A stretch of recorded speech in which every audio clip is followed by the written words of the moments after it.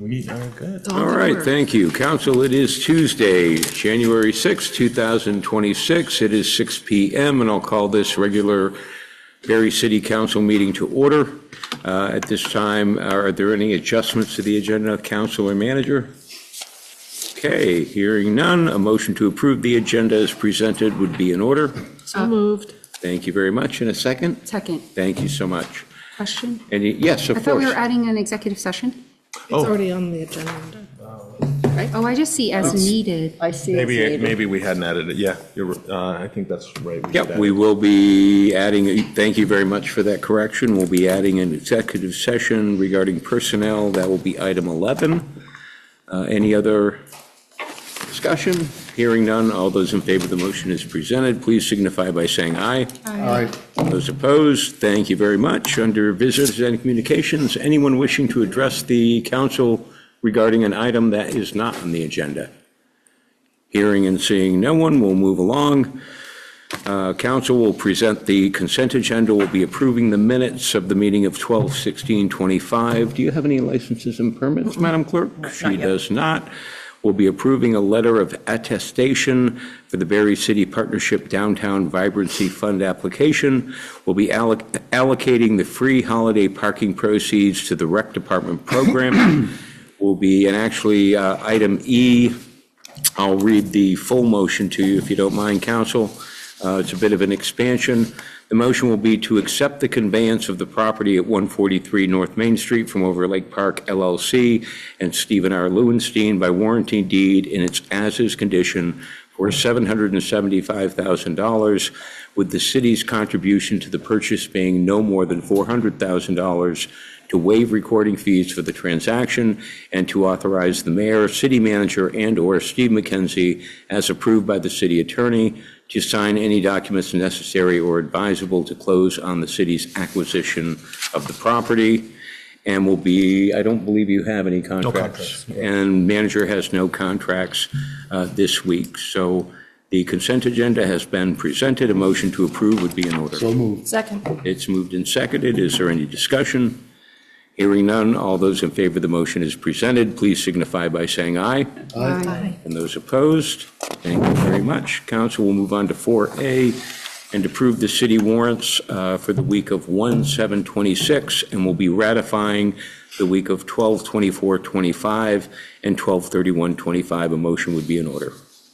So moved. Thank you. Moved and seconded. Any discussion? Hearing none, all those in favor of the motion as presented, please signify by saying aye.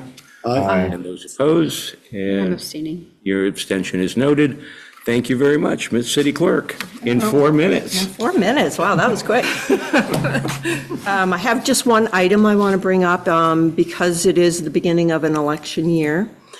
We have 4 elections on the schedule as of now. We have the Barre City Unified Union, the CVCC. We have our annual meeting, we have an August primary and a general election. So please put your absentee ballot requests in at this time. They have to be renewed every year. You have 3 ways you can do that. You can go onto the vermont.gov public dashboard, create an account, and request one there. In that account, you can track your ballot, whether it's been mailed out, whether it's been received by the clerk. You can track which ones you want absentee ballots for. You don't always have to choose all of them. Secondly, you can call my office at 802-476-0242 and request one. And lastly, an email request. Just be sure you put your full name, your legal address, your mailing address, and a contact phone number in case there are additional information that we need. That is it. Thank you. Any questions for the city? Yes. I just want to raise the issue that the federal rules about postmarks have been changed so that if you are mailing a ballot in, the postmark is not the date, necessarily the day that you. We do not accept postmark You don't ballots. accept, okay, that's good to know. No, they Thank you. have to be in the office or in my hands at the auditorium. That is good to by know, 7 thank p.m. you. I appreciate that the day. Yep. clarification. Okay, thank you. Any other questions?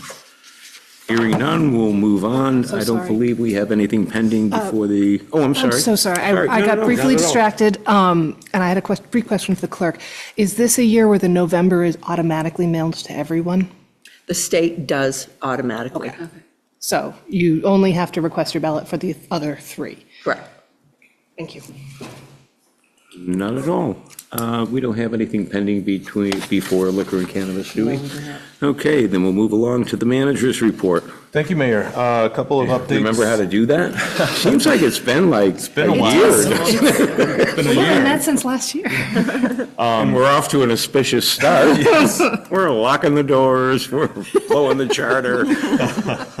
Speaking of which, And let the record reflect that Councilor Deering has joined us.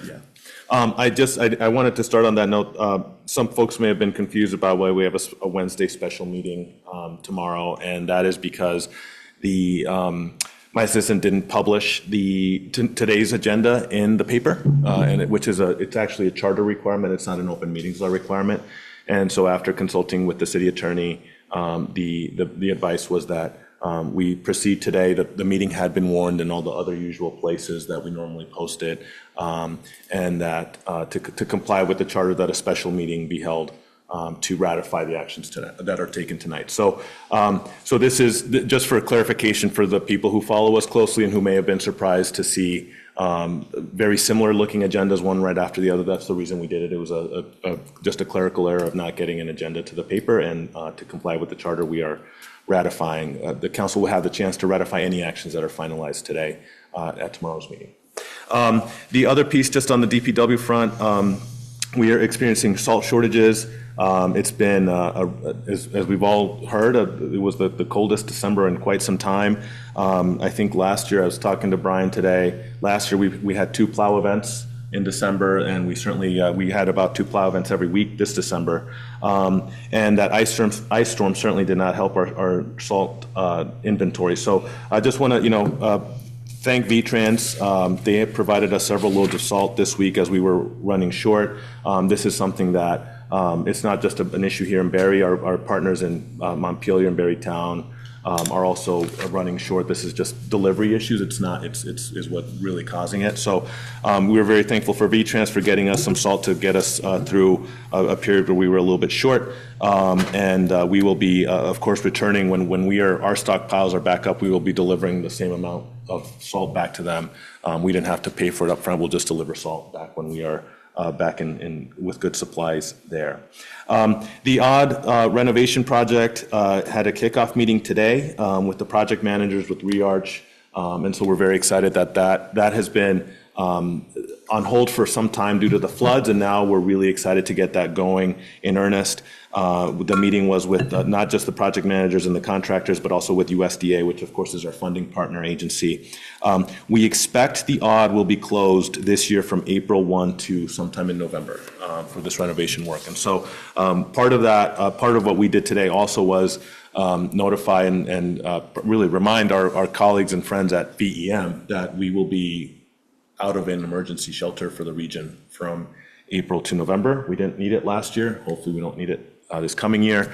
But it is just as a reminder of what an important site that is. It also serves as a hub for emergency response. And so for that time of next year, it will this year, actually, it won't be available for that purpose.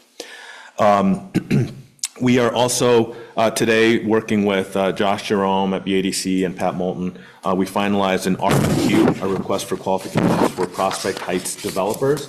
As we've talked about after we got feedback from the state on the first round CDBG-DR award for Prospect Heights, they have placed a condition on us to have developers identified. So we have written an RFQ. It is ready to go. It will be posted tomorrow on our website, on the Vermont Biz Registry website. We will be delivering it to developers through the help of Josh's connections, Pat's connections, Stephanie Clark, who works at White and Burke. So we're going to be getting the word out. We're going to be reaching out to all the developers who also were interested in the Montpelier Country Club project. So that'll be out and posted. The proposals will be due on February 11th. And then what would happen would be a next round with any interested responses that we get for the qualifications round would go to a full proposals round. And that would sort of culminate over the spring and summer. And then finally, on the budget survey, we're talking about the budget tonight, having our kickoff meeting on it. I just want to remind residents to please complete the budget survey. We are only at 121 responses as of this morning. Last year, we had about 300. It'll remain open until noon on Wednesday, January 28th. So I encourage people to fill it out. We'll be issuing a reminder on Regroup. We'll be trying to get it back up on social media to sort of get it back in the people's minds. But just it's a great way to make your voice heard, and we encourage people to get it submitted. May I suggest also that you make sure that you put it on Front Porch Forum? Oh, I've had several people I will, speak to me about, absolutely. People who actually pay attention saying, oh, I didn't know about this. So, lots of Regroup Will do. reminders and Front Porch Forum. Absolutely. Thanks. And that is it for me, Mayor. Any questions, council? So, emergency shelter. Yeah. A little concerning. I mean, the auditorium serves as a shelter not only for Barre, but for the region. Yeah. So is there any way, even during the summer months, I realize that it could be a bit of an inconvenience, but, we all know the value of being prepared, is, there are cots, there are trailers. Is there any way that we could stand that up at the elementary school? Possibly, yeah. And we're going to be, our goal today was to notify VEM to see what the plan becomes, because the Gotcha. plan will be, we will have to have a plan B, right? We won't be able to go through the summer with just saying, fingers crossed. So I think the elementary, I believe, is a secondary plan in our local emergency It is. plan. It's the backup It's shelter. the backup. So that would be the first place to go. And we will, if worse comes to worse, like we don't, the odd is not really well suited for this, but if God forbid there was an emergency, we would move heaven and earth to make something happen. But I believe, yes, the school is designated as the backup in our plan that is approved by the state. And everything needed is in trailers. All you got to do is It can come be on moved. and pull them up. Yeah. So they could pull them up, or they would pull them up so that they're there for the summer They months? should, ahead of time. Yeah. Yeah. Yeah, just want to make sure we have a plan B, that's all. Correct. Yeah. Hopefully, we won't need it, but Exactly. you never know. Any other questions? What was Yes, the end date for the closing? You said April to when? April to sometime in November. November, okay. Yeah, we hope, the plan is to be open in time for the craft fair. so yeah, don't worry, the hockey teams will be like beating their sticks in the parking lot, okay? I wasn't.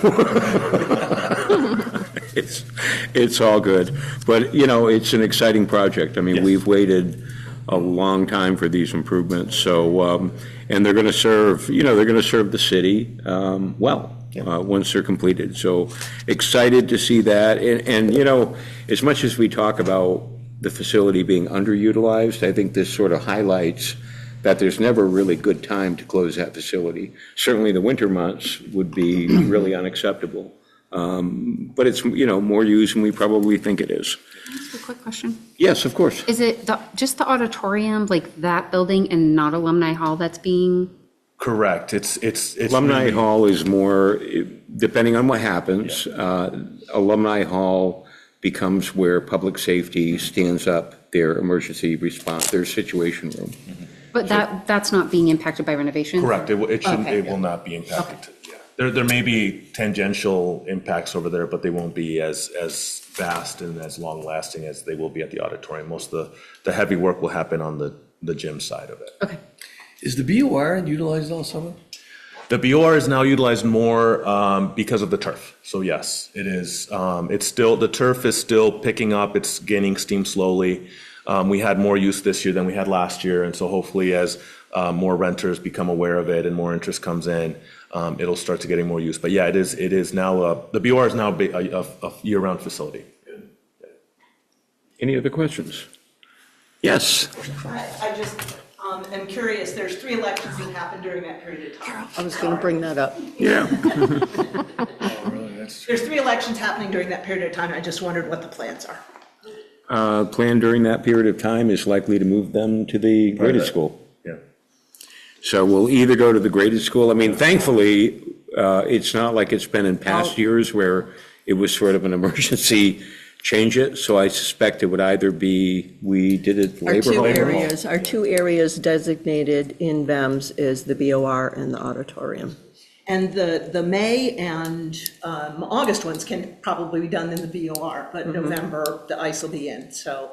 And I think we still do them in the BOR, on the ice. On the ice skates. Oh, that would be You just awesome. want to drive your It's hard to boat on drive ice, through that. unless you have a Zamboni. You just keep coming up with it. Blow up the trestle. If we're going to do this, we should Now have we're fun gonna with have- it, is my Now we're going to have position. voters sliding across the ice if you want to cast a ballot. We could roll out some red carpets. And I know we've done it, we've had disruptions before where we did it in the labor hall for one reason or another. I think there was a conflict. That was an emergency, Yeah, yeah. because that's not really an acceptable location. It has limited accessibility, yeah. and it has no exterior was a lighting. school election. and Yeah. So there's problems That's right, with it was that a school location. revote. Yeah. So we've got March, May, which is March. always iffy, August. So May and August, maybe we could do a tent, outdoor voting. Well, and I, Farmers market, concert. bulky waste event. Bonfire. Okay, now we're just getting silly. Listen, we have time to plan. Yes. We'll work it through, I'll we'll chat work with it them. out, and folks will know. And I would clarify that, and I don't want to get too far ahead of the contractors or the designers or the builders, but, we're not ripping up the floor, we're not tearing down the roof, we're doing HVAC work, and so I think there's also a chance that we can safely do it within And there may God. be, I know Cheryl is now doing March elections in the basement, which is Yeah. great, so it may be that. That could be another way to do that, yeah. One floor and not the other, Yeah, so. so, yeah, it's because it's not a full scale, it's really it's not going to be, we're not going to rip Yeah. the floor out or anything like that. There may be a pathway for it to be relatively safely accessible for an election event if we need it. So, Relatively. Safely accessible. I like your threshold. Thank you. Sam, on the ice. Anything else for the manager? Yeah, right? Okay, council, we'll move on to item 8A on the agenda. This is our fiscal year 27 budget baseline discussion. Come on down. All right.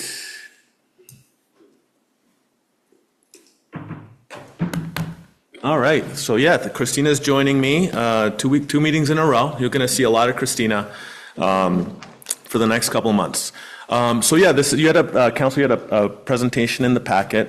And once we get deeper into the process, you'll start to get our draft line by line. The numbers we've created are coming off of that document. The reason I didn't provide it in the packet is because the real kickoff meeting, this kickoff meeting is really important to get sort of the high level direction from you as a body, right? We want to know, we're going to go into a staff budget congress next Tuesday.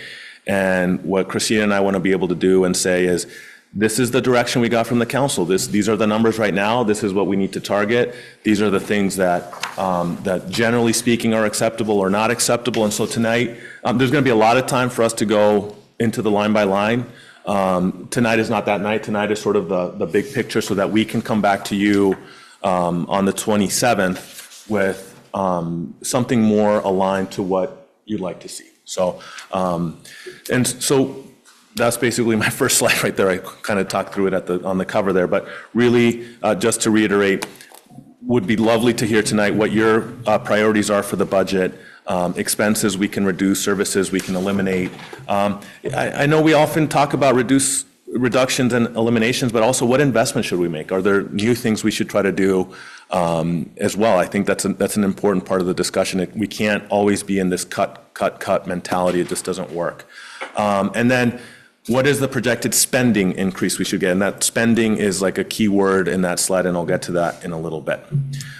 Just again, you saw this last meeting. This is a recap of the 26 budget. We had a budget that came in from an expense perspective as a reduction in spending from the previous year. We still had a tax rate increase because we had to make up for the lost $1 million that we had got from the state the year before. So our budget's last year was about 14.8 million. About 10.7 of that is supported by property taxes. And we found about $396,000 in tax relief. And what does tax relief mean? That means we get tax relief anytime there's a dollar we don't have to spend, or anytime we raise a dollar from a funding source other than property taxes, right? So last year that came in the form of the COSI fund, right? We got some COSI fund money. That was $75,000 to support our cemetery maintenance, and that was $75,000 we didn't need to raise from property taxes. This is the slide you've seen recently. This is actually now adjusted to our FY27 projected baseline numbers, right? So it doesn't change. This picture just doesn't change very much from year to year. You're still looking at wages and benefits that are about 3/4 of our budget. You're looking at what we call fixed costs, which are about 15% of our budget. And again, those are things that we really don't have much of a choice about paying, right? So we take out debt service for projects that are approved and that the council and the voters approve us to incur debt on. We have to pay for insurance. We have to be insured. We drive police cars and fire trucks and plow trucks. They all need gas, right? So those are things, sand and salt. I just mentioned we've been using a lot of salt this year. Those are things we have to buy. People want to be able to reach me via email. So, those are services that we can't really cut. And so they're kind of fixed and embedded into anything we would have to spend. And then discretionary comes down to about 11%. And Councilor Spalding had talked about, can we break that out a little bit more? What is that discretionary spending? It's actually, when you think of, many of the things in this discretionary spending are the things that people really like about the city, right? That they interact with more, like recreation activities, people who like to take their kids to the pool, the recreation program, the summer camps that we did last year. Those are things that we don't have to do. We don't have to run an ice rink, right? We don't, but we do because it's really an important community asset. So it's discretionary, but it's often the things that when you think about are, your constituents like the most about the city, or they interact with most of the city, or they take advantage most around the city. It also includes things like staff training and development. It includes things like regroup, right? We survived for years without it, but it's a really nice thing to have.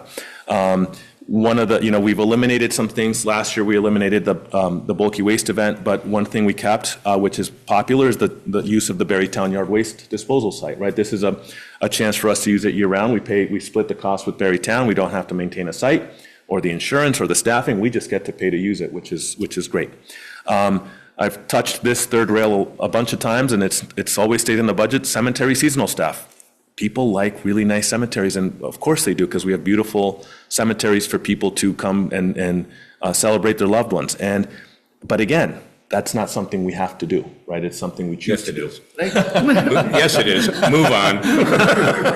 So, I don't know, can of worms, but when you get to wages, the research I did shows that a municipality of our size runs from 53 on the low end to 7 on the high end.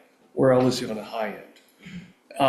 If you look at some of the pay of overtime, now, would it make a difference if we had ample police firemen instead of these exorbitant amounts of overtime that are being dished out with our budget? It could, yes, it cuts both ways, right? So when you hire a full-time staff person, it's a full-time staff person with benefits that you have to budget in. A lot of our overtime is called embedded overtime, which is basically overtime that we assume is going to happen. For example, when we have shift shortages, right? We have minimum staffing requirements. Just the one that's fresh in my mind is the fire department. I believe their minimum staffing is 3. If they go out on a call and they get knocked down to 2, we have to call somebody in, right? Because somebody has to be in the station or on their way to the station to meet that requirement. And that's an embedded overtime cost that we assume, because we have to pay that person to come in even if they don't go on a call. I forget if it's 2 or 3 hours that we have to pay them. I agree with all Yeah. that, but my point is, and I guess maybe the mayor lows on because he's an accountant, if we have ample, I mean, I'm sure we're 3, maybe 4 police short, we're 3, 4 firemen. If we had ample people and cut the overtime, do you think it would really cut our 70+% down to 60? My opinion is no, it would be on the margins. I think we could reduce some overtime, but again, you're doing it at the expense, I totally an agree officer or a police or a firefighter, between wages, benefits. We have to pay for their training, for all those things. You're looking at I'm ballparking, so don't hold me. about $100,000, right? Between all of those things, right? So just hiring one, you have to assume is going to increase that cost. And it may or may not reduce all of that overtime. That's the challenge, because it depends on, the overtime is also driven by what happens on a very specific shift, right? So these are things we look at, constantly when we have the increases in calls with, for example, on the EMS side, right? Is it beneficial to have one full-time firefighter on the whole day when they may not be getting calls overnight, but we're paying that person to be at the firehouse just in case? Or is it better to have sort of surge staffing, right? If most of our EMS calls or duplicative calls are happening during a certain time of the day, right? I'm just making it up, 12 to 5, right? Is it better for us to change the staffing so that it's surge staffing, right? Like it's, you bring in somebody in for that 12 to 5 shift, right? And so that might be the way to do it as opposed to a full-time position. Okay. So it just cuts both ways. Yeah. Are we looking at that? I guess that's my All the bottom time. line, to see how we can, because again, I mean, I don't think we should be at 53%, but it'd be nice if we were in the 60s versus 70 for that. Yeah. Then I would take a lot of the other stuff that we want, that we really don't need, that we could have, Yeah. Thank you. Of course. It's a really good point. For example, we're still down 4 officers? 3. 3. We wish we could, we know that those 3 vacancies are generating overtime, but we've budgeted for those positions. The money's there, the bodies aren't. So, if we could fill those 3 positions, we know that we would reduce overtime within the police department. Fire and EMS has always been difficult to pinpoint. And I remember a conversation. Point as far as having enough employees, or as far as the budget? With do you hire more employees, and does that the cost of hiring translate into an identical reduction in overtime? And our experience, and I can go all the way back, I'm old, I can go all the way back to John Hannigan, when a plan was presented to the city council that if you hire this many firefighters, boy, you're going to eliminate overtime. It didn't happen. And it's not that anyone was doing anything nefarious, it's just, it didn't happen. I mean, the EMS services, again, police, while there are certainly surges in police calls, we have a certain number of officers on duty at a given time. And what that does, when there's a surge, it slows their response time. We don't always have that luxury with EMS and fire. We can't slow their response time. It's a totally different situation. So, that's a discussion. I mean, we can, and I'd be happy to devote a whole council meeting to it, to pulling out all of the, okay, where have we been in the past and what happened? And what we found is, because, as the manager said, when you create a full-time position, immediately you have health insurance at a cost of $24,000 a year that you don't have when you're paying someone overtime. You've paid their health insurance already, whether they're working overtime or not. So it's a great question. Yeah. It's a great observation. And hats off to anyone who can come up with a concrete answer that they can point at and say, this is definitely going to work. Because we've tried, over the past 2 or 3 decades, we've tried a lot of things. But you're right, Counselor. At the end of the day, like, it's, that pie is difficult because there's things you want to do, but you're already starting from a point in your budget cycle where two wedges of that pie are almost baked, right? And so it's a challenging exercise.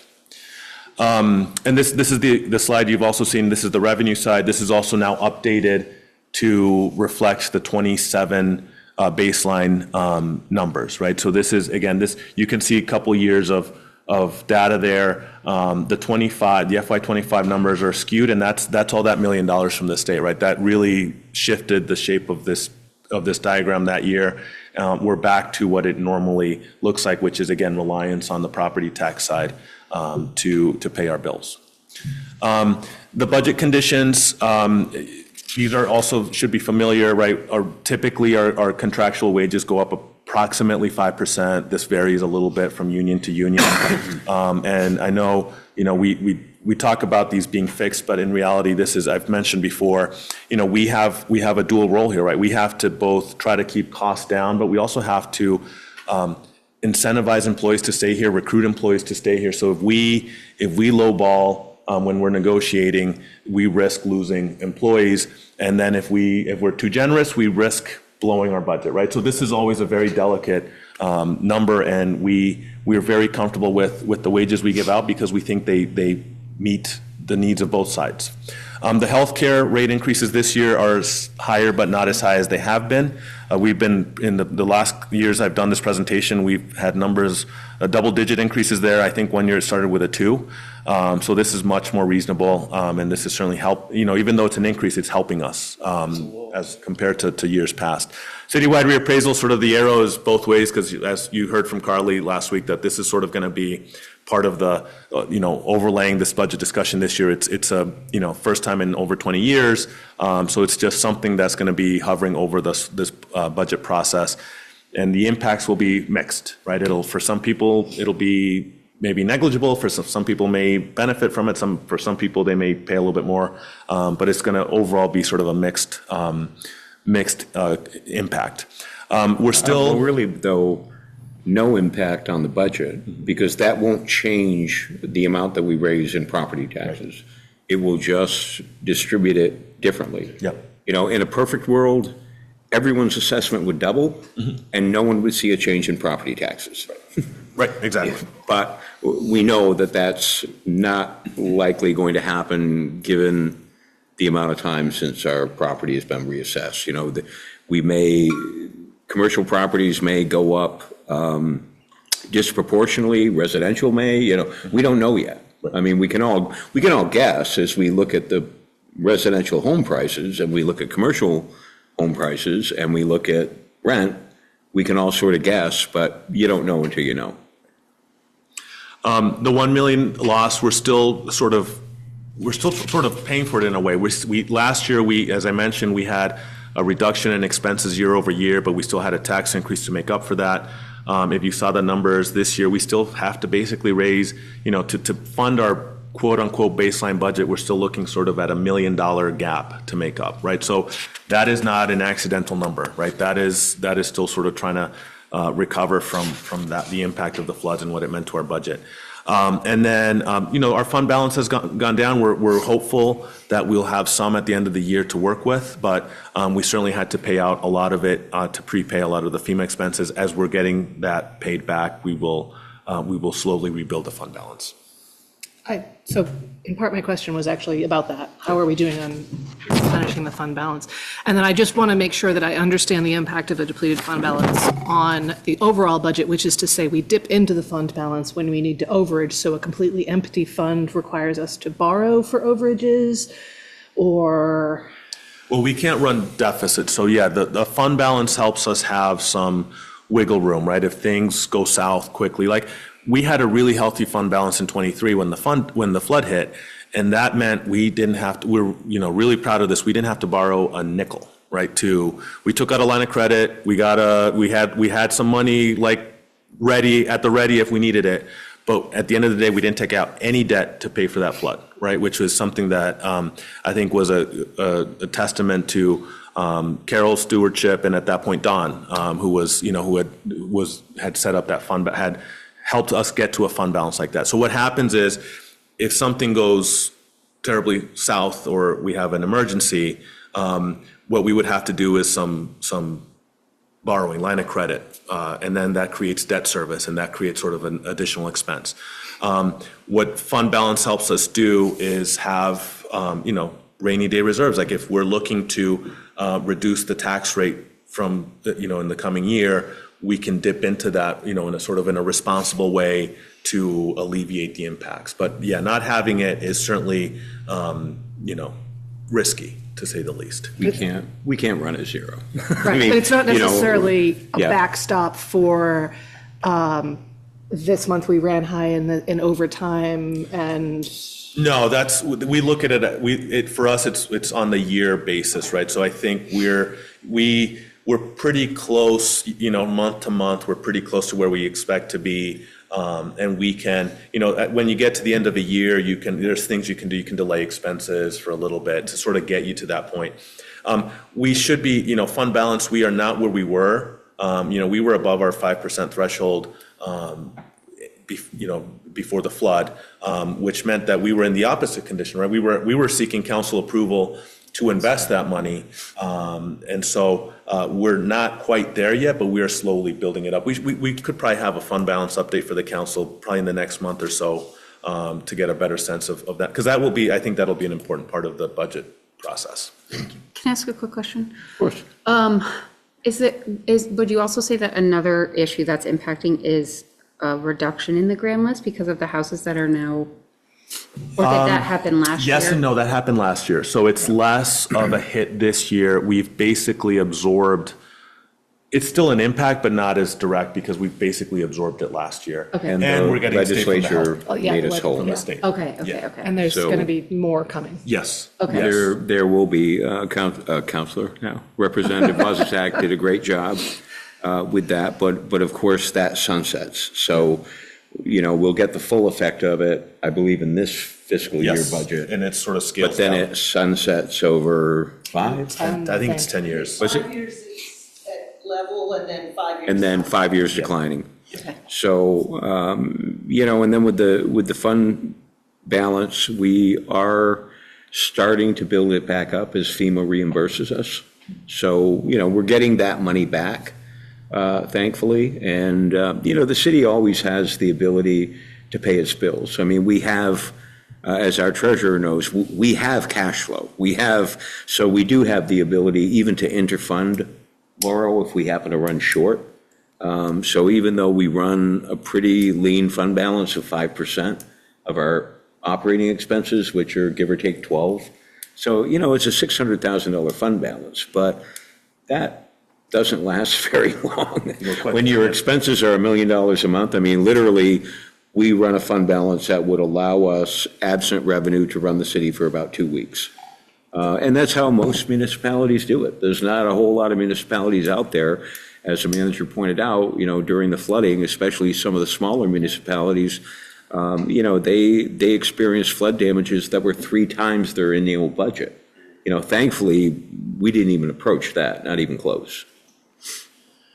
And as a reminder, we did get the voters did approve a charter change last year that hopefully will be ratified, which will double the amount we can keep in fund balance from 5 to 10. So that would go into effect in subsequent years.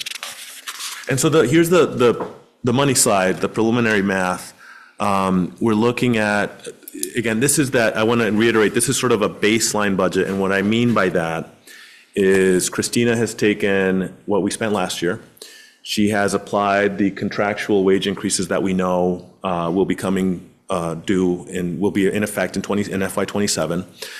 She's also looked at some things that are givens that we know will go up or go down, and adjusted those. And then she's applied basically, I think a 3%, right, Christina? A 3% sort of increase on the things that tend to just increase by the cost of living and inflation and all that. So it's a very rudimentary number. It's looking at basically what we did last year, adding in what we know for wages, and then taking a very generalist approach to what typically happens to our expenses, right? And when we do that, it's an 8.2% increase over FY26.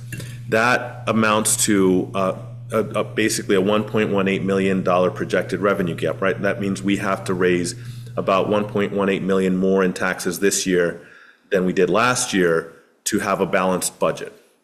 What that roughly amounts to, and I'm going to talk about this a little bit more in the next slide, is approximately a 10% projected increase to the tax rate if nothing changes. But hold that thought, because I'm going to talk about that a lot more. Now, I wondered how you were going to read that number and then recover.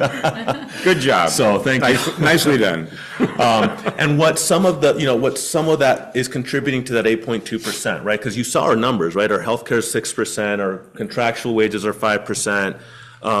We're budgeting for a rec coordinator, right? So Michelle's position was initially funded by Special Projects Fund, which we know are they're limited and they're expiring. So that's something we would need to build into the general fund. That would be a new general fund expense to keep that position funded. Tessa's position as well. I know we are advocating and we're hopeful that the state will continue funding Tessa's position. But from a conservative standpoint, we are budgeting it right now as a general fund expense. Hopefully, if the state provides another grant, extends the grant, does something to help fund Tessa's position, again, between wages and benefits and all the fringe benefits to hire someone, that could be approximately $90,000 to $100,000 in savings right there, right? Because that would be an example of getting state money to pay for something we'd otherwise pay for with property tax money. So we have some debt service payments that are going up. We've made some really important investments in the last year that we have to pay for. The SCBA is the breathing apparatus for the fire department, which was overdue and needed to be made. The garage is another, we have debt service to plan for that, right? These are really important investments we've made. Now we have to pay the debt service. Those things are coming through in our general fund budget now. Nicholas? Yeah. I'm confused with the rec position. Yeah. Because previously, we had a fully funded recreation director. But that was eliminated as a savings, and then it was funded. So when between the time Stephanie retired and Michelle was hired, the funding for the position was eliminated in the subsequent budget as a savings.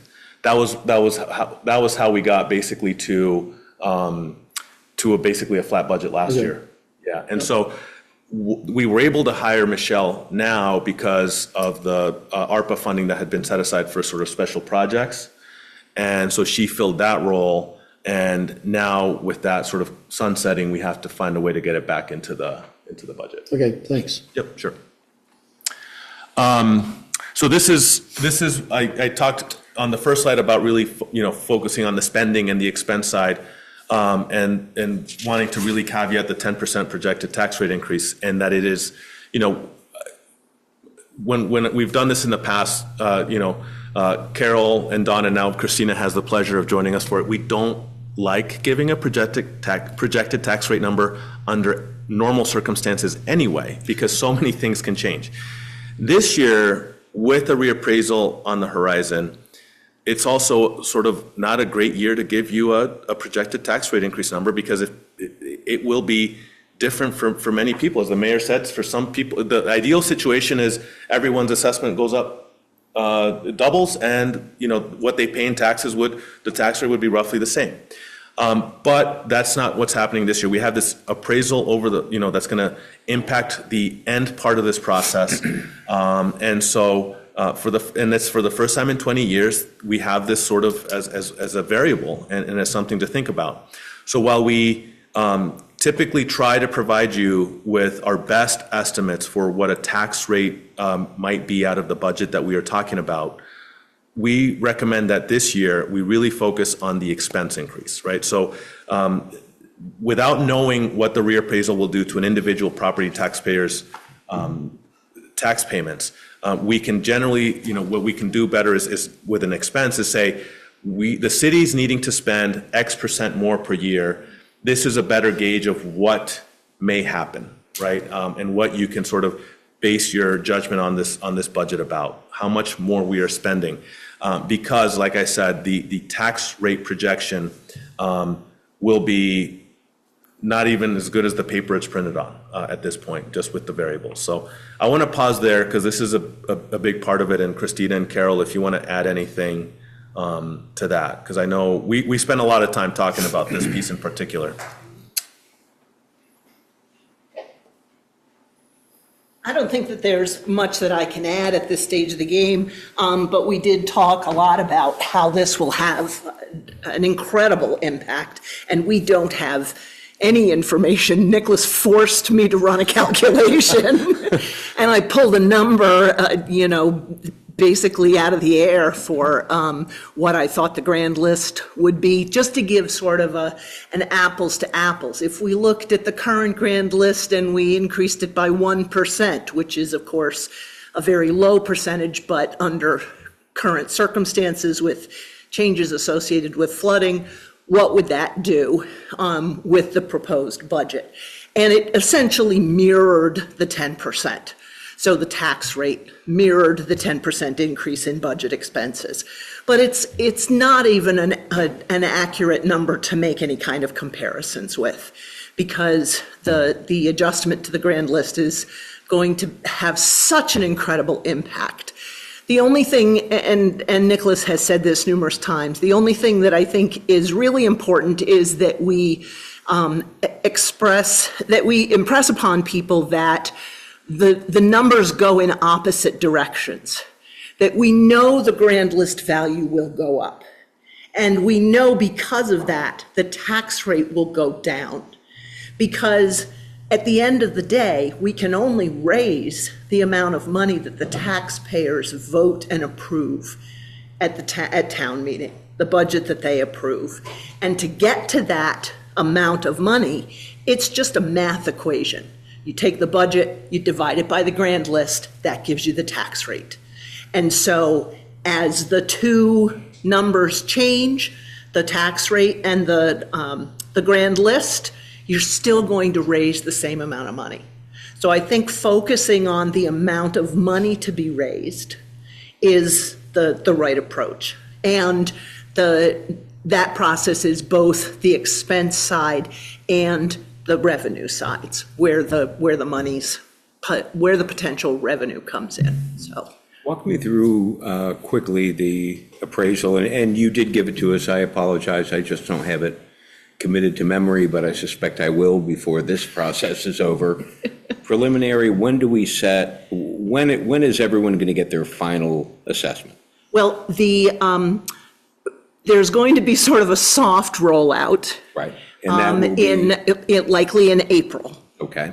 And that will give people an opportunity to have informal meetings with the appraisal company to talk about the values and to make tweaks and adjustments at that point in time. And then following that, probably in May or early June, would be the actual change of assessment notices would go out.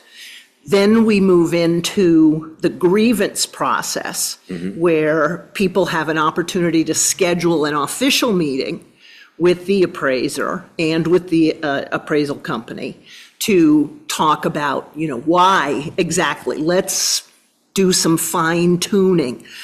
Sometimes what happens is that they haven't had an opportunity to actually physically inspect the inside of a property, and now they may have an opportunity to make those inspections, and that gives them a chance to fine tune. Once all those grievance hearings are done, then they have to look at their numbers again, then they send out the final change of appraisal notices to everybody. That's when the grand list gets lodged, upon which we can do tax bills. My guess is that we're probably going to be a month to 6 weeks later than usual, so that we would have tax bills out maybe by the 1st of August, with the first payments due the middle of September. Somewhere in that time Because frame. the council has to be able to react to the grievance results. The Board of Civil Authority has to have, the council doesn't have. Well, I'm just saying with setting the tax rate. Yes. I mean, if we don't know what the grand list is, Right. it's a little tough to set the tax rate. I mean, bottom line, folks, we're going to be up against it. It's going to be a lot of work. It's going to be a lot of math, because, if we're to set the tax rate, I mean, obviously, there's only two numbers: how much you're raising in taxes and what your grand list is. And if your grand list can't be finalized, you're better off pumping the brakes on setting the tax rate until you have a pretty good idea. Yeah. So listen, I don't disagree with anything that you're saying, but, in my experience, what people want to know, how much are my taxes going to be? So we've got to do both. We can certainly focus more on the increase in spending and why that's occurring, and the increase in revenue, because we actually do have, I'm hopeful that the legislature funds, I mean, it's certainly, that's on my radar in terms of lobbying, for And we have Tessa's some position. ideas, Nicholas and She's done a great Christina and job. I have thought about some ideas for other potential sources of And revenue. there's direct savings there, because if Tess is not coordinating our volunteers locally, we're sending them directly into the motel program. I mean, that's where they'll go. Yeah. So, we can point at that. Today, I feel good about it. Of course, they just started, but I feel pretty good about that today. We've got, the cozy money, the interest from the cozy money, which is probably going to be double what it was last year. Last year it was 75. And last give or year, it take. didn't even, we haven't had a full year, so. Yeah, and then, lastly, this one, feel a little squishy about it, but, I negotiated one heck of a lease for the city before I sold them the Morrison Road property. So the city's going to collect $250,000 before in lease payments from O'Reilly. So that's money, that revenue that wasn't in last year's budget. So I don't feel, I wanted to punch Nicholas in the face when he said 10%. But I feel better about it as we talked it through and talked about, I think we can reduce that number significantly. And again, I don't disagree with what you're saying about focusing on the expense side, and here's how much we're going up. But we've got to answer that question. We're going to have to say, with a big asterisk, if there was no change in your appraisal and your assessment, and there's going to be, this is how much your property taxes were going to be. And emphasize that point. If everyone doubled, that formula wouldn't change. Your tax bill wouldn't change. But that's not going to happen. Some properties will go up disproportionately than others. And even when we do the soft rollout, we can do that math quickly and say, okay, based on the soft rollout, here's where you're at. And if you reduce your assessment by 5%, well, then your property tax bill reduces by 5%. The challenge is the timing. There's a slim possibility that we have the soft rollout before the council has to approve the warning for the May town meeting. Right. There's a much better possibility that we'll have firmer numbers before the May meeting, the May election, so we can give closer projections to people before they have to vote on the budget. But we're not going to have firm numbers before the council has to approve a number to put on the ballot. I agree. No. But, and I think most importantly, it goes to the credibility of our team. And I'm proud of Nicholas, I'm proud of Carol, I'm proud of you. I mean, we present credible numbers. We don't play these budget games that some municipalities may play. We really try to present accurate, credible numbers and look at our voters and say, well, okay, this is where we're at. What do you want to eliminate? What do you want to, and most of the time, the answer, I'm already adding things. I'd like to see, I miss the bees.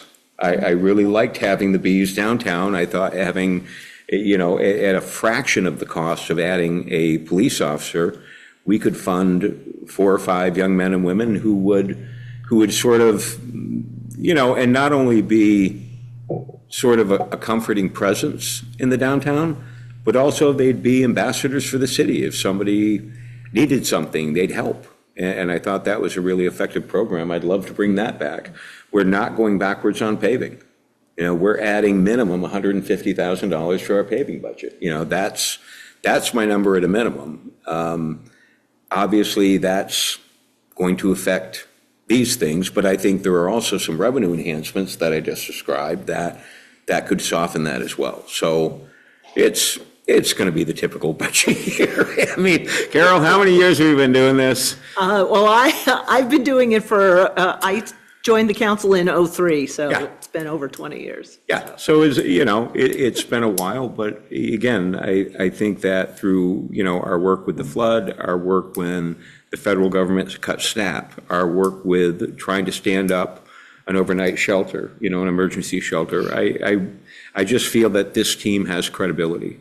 So, I always worry about the budget. I always worry about, getting a budget shot down and having to cut it and cut it and cut it, but that hasn't been our pattern in recent years. Well, knock on whatever you want to knock on, and I think it's Nicholas, it's your hard work and the hard work of people who came before you and your hard work, Carol, it's our team. So, but we're going to have to answer both questions. You know that. Yeah. I mean, we're just gonna. Yeah. And we'll come up, Carol and I, we can come up with a formula. We'll put a neat little spreadsheet on the city webpage. They can put in their assessment.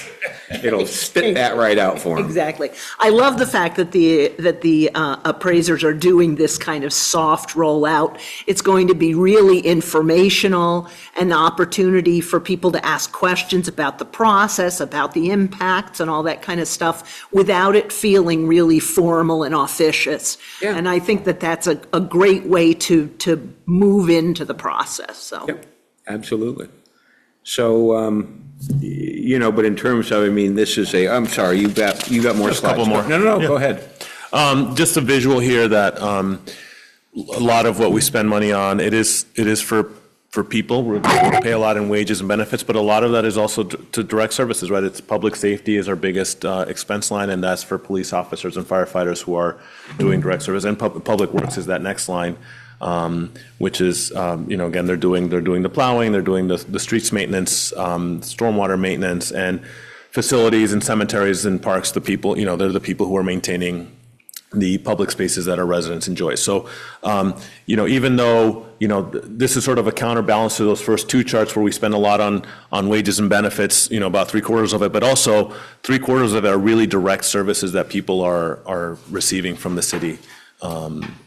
And then, Nicholas? yes, of Sorry, course. that last slide, is that the distribution of, public safety, public works, administration is being the sort of high flyers for expenses? Would you say that that's similar to other communities? Yeah, that's where the bulk of the money is going. I think, yes, and Well, depending on whether they stand up a full-time, right. 24/7, 365 police and fire. Right, but if you compared it to Burlington or Winooski or Montpelier, yes, or their Rutland. chart would look remarkably similar to Similar, this. okay. Yeah. And then just some examples of some of the savings we've enacted in the last few years. We've done a lot of cutting, and these things we've cut most of these are really coming out of that discretionary pie, which is sort of shrinking. We've got rid of an associate planner position, which we just struggled to fill and couldn't get any leads on. And I think ultimately was just underfunded at the amount of what it takes to hire somebody in that position. We got rid of the bulky waste event, which was really popular. We don't do yard waste pickup anymore. Instead we pay for the Barrytown yard waste disposal site. And we got rid of our tire disposal event because of the Wheels for Warmth program. Yes, thank you. We have, don't like doing this, but we've from time to time had to delay replacement of equipment and maintenance. For example, I think last year, the year before, we delayed the purchase of a police cruiser, right? And that's in the capital budget, but that sort of helps us with that finance on this side. Selling the Wheelock building was actually a savings. We didn't have to maintain it anymore, pay for electricity or heat or anything there. And we've also been really creative with the use of non-tax revenues. The turf was a big investment, which we used, I think, was that Brusa Trust, Carol? It was one of the trusts. Keith Fund, Keith we used Fund. up the balance. So we used the Keith Fund to buy that, and that's been a really great new source of revenue for us to make that building year-round. Again, we're hoping that it picks up more steam, but it's money that we wouldn't otherwise have gotten. We've been also really creative with the opioid settlement funds. I think last year, the year before was the first time we used it to help supplement our fire department EMS budget because they are doing calls that are related to opioids in our communities. And so that was an appropriate use of those funds, and that saved us some property tax money. And then just to conclude with the process, this is the slide I shared at the last meeting about sort of our calendar for what Christina and I have mapped out. We're here today at the, January 6th meeting to do our baseline discussion. Next week is the staff on Tuesday will get together based on the feedback we get from you. And as I mentioned, we lock everyone at Alumni Hall and we go through the budget line by line and we try to get to you on the 27th a budget that is more reflective of the priorities you share with us. On the 27th, we'll not only give you that update, we'll also spend time. I've invited Aldrich, BADC, and the partnership to come and make their budget requests of you at that time. We'll also have maybe 1 or 2 department head presentations then. On February 3rd, we would do the rest of the department head presentations, and we'll also have for you at that point the budget survey results. And then on the 10th, we'll come back with sort of a compilation of everything at that point, right? We'll be working on this budget every week from now, right, Christina? Every week we'll be having milestones internally, but we will, by the 10th, you would get a budget that reflects both what the partner presentations asked for and what was the consensus from there. Anything that came out of the department head presentations, anything that was reflective of the budget survey results.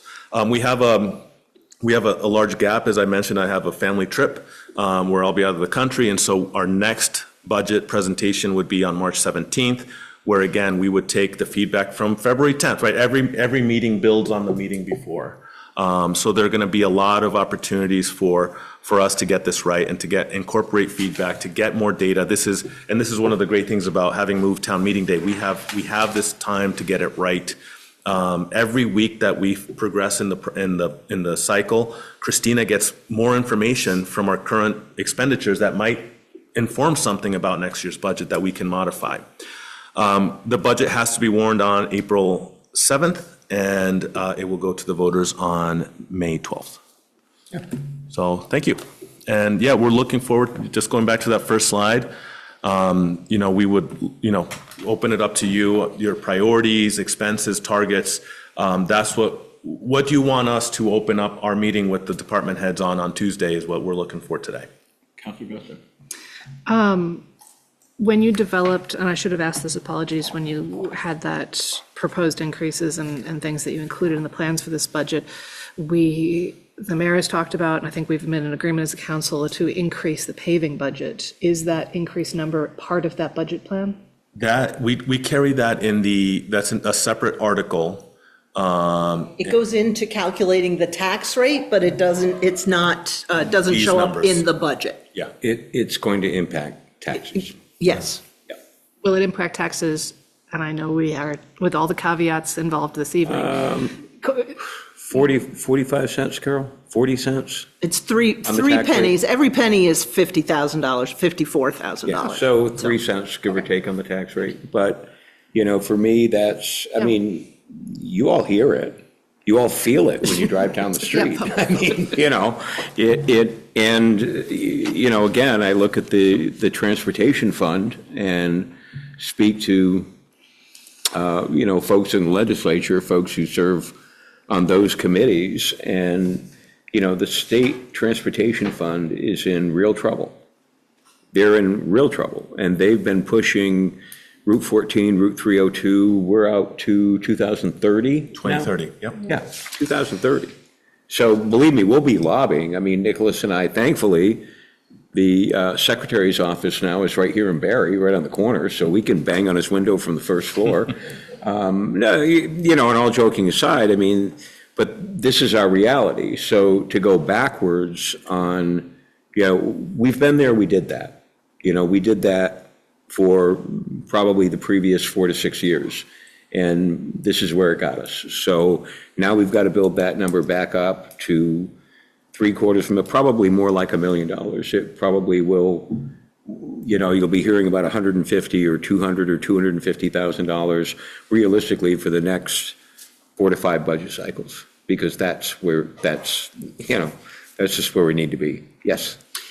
Does the current calculation or projection that you've given us include the moving to the new DPW building and the decrease in insurance, heating oil, that kind of thing? Not yet, no, Okay, not yet. so there may be some That would be some savings there? Yeah, so that's a good example of one of the things when we go through line by line, we'll start making our assumptions on that. And that will be, we expect, Brian actually just met with them I think Monday. They are still planning to have us moved in before Thanksgiving. So that will certainly be something that we'll be able to start assuming, in that budget, Congress will start probably assuming a half year of those types of savings. Okay.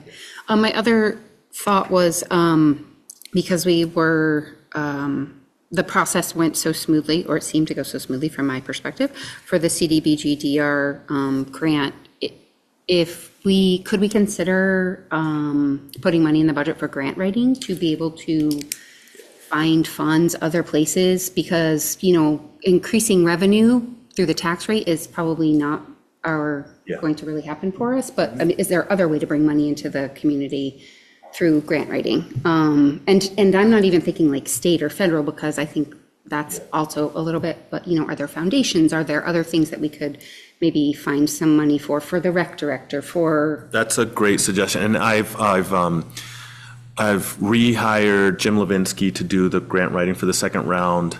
And I've talked to him about doing some sort of really targeted grant work. So for example, one of the things I'd like him to take to conclusion is the elevation grants that we have to finish next year. Councilor Gus and I were talking about the flood resiliency plan, and one of the things that wasn't funded was the Potash Brook Courier Park. And so that could be something for him to also look for funding. So the way I've structured his contract is when he hits a certain spending threshold that nears the council approval threshold, my plan is to come back and say, hey, let's see if we can keep sort of Jim on a retainer. And I think he's a really good candidate to do something like that, because it's contracted, so we don't have to pay benefits. Right. B, if we can find these really targeted projects that can be segregated, right? So some projects aren't good for that because they delve into Janet's world or Brian's world, but sort of elevations we can just sort of isolate. Yeah. The Potash Brook piece we can isolate. And so I think there's a good opportunities for somebody like that who's working sort of maybe even on a part-time basis to track those things down. So I think that's a great idea, and hopefully when Jim hits that threshold, we'll come back and ask for council's approval for that, because I think it will help. Okay, thanks. Just to play devil's advocate with regards to grants, a couple concerns, a couple things to just keep in mind is that they don't return money to the general fund. They take money out of the general fund generally because you're paying for the consultant or grant writer or whatever. So they don't put money back in the general fund because their projects generally are whatever funding comes in pays for the project, not the general fund. So you have to sort of navigate that. The other thing is that you can get all kinds of great grants if you don't have grant management on the other side. And we're already really stretched with regards to being able to manage the grants that we already have. So that's just another piece that needs to be contemplated in the whole process. Yes. Can I just do a follow-up? Is there, it was my impression that when applying for grants, sometimes some of the money that you get back can help pay for the grant writer? Some grants have an administrative component. Okay. Not all of them. Not all of them, but yes. But some of them do. Okay, thanks. But they're always, it's a fine line. I mean, the first thing that we struggle with is the human resources. And I got to tell you, Jim is so impressive. Mm-hmm. So thank you to John Mandeville from Central Vermont Council on Aging, because, I'm constantly reaching out to people. Do you know anyone? Do you know anyone? And this is a name that I got from John, gave it to Nicholas, and he ran with it. That would easily be a six-figure hire if we had to just hire Jim, someone with his skill set. So I hear all of this, but if we get an opportunity, for example, if we got an opportunity to resurface the tennis courts, and get a $100,000 grant to resurface the tennis courts, and we had to invest $10,000 in a grant writer, well, you're still getting a 1,000% return on your money, it's worth it. So, I mean, that's always been one, I think all of us have sort of had this, source of frustration that we don't have the bandwidth. I see the grants, advertised at the state level, and I'm like, why isn't the city applying for that? Why aren't we applying for that? We all see that stuff. So hopefully, I think the course that Nicholas has charted for us, I think is good, using Jim. But, if we have to invest $10,000 or $20,000 from the general fund to get some of these grants, that's what we have to do. Yes. I just briefly wanted to push back a little bit on what Carol said about returning money to the general fund, because I think that can be the case, that they're bonus ad projects that are unbudgeted and unplanned for, but I think smart grant writing does plan for staff time that is a return on the general fund and looks at things that we are already doing. The budget for the rec department coordinator to do programming, parts of like paying for the lifeguards at the pool, like those are the kinds of things that we could plug with grants. It's not always a perfect match, but I think I would advise us to do that kind of grant seeking and grant writing. I do a lot of that at work. My time is in every grant we write, for example. So I just wanted to say that. And to answer one of the manager's questions, priorities for this budget, I think it's essential that we keep the rec coordinator. I think that is something I've heard a lot from folks about finding opportunities for their families and their kids to do in Barre City. I think that is a tremendous growth opportunity and a tremendous possibility for seeking outside funding to continue to support those programs. So that's a priority for me. Yeah, I mean, is there anything that the council looks at? I mean, honestly, I'm not interested in cutting anything. There's not a position that I can look at in the city and say, okay, this position is a luxury. I think everyone's pretty essential, and I'm already advocating to add the beats, and to keep to keep the overall tax rate increase using the current assessment at roughly half the level as initially outlined by the manager. So we've got our work cut out for us. I'm not looking to add a whole lot of things, mostly around public safety. I'm really hopeful that the legislature will pick up Tessa's position. I mean, that's $100,000 savings right there. But even if they didn't, I would be hard pressed to advocate for the elimination of that position. We're like it or not, when people are unhoused, when people are hungry, that falls on the municipality. If the state can't afford, and we're already hearing about it, if the state can't afford to expand their programs, they end up here. They end up in Burlington, they end up in Montpelier. That's just the way it is. So we cannot fund that position. We can just say eliminate. No, we're not going to bother. They're not going to come here. So we can live in denial if we want to. But when people are really suffering and struggling, we're going to wish we had the resources. So, I think as far as I'm concerned, I sort of think the status quo, the way you've outlined things, is good. Like I said, other than what I've outlined here, I'm not really looking to add anything. Yes. I have a couple of thoughts about the revenue, one of them is that in my experience in churches, sometimes what can be effective is to help people understand this is what the bare bones cost.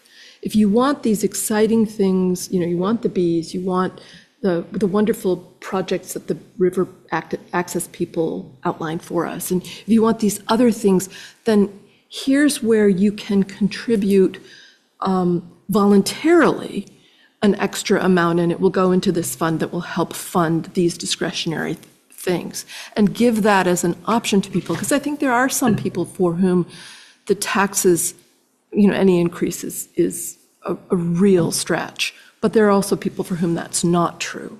And if we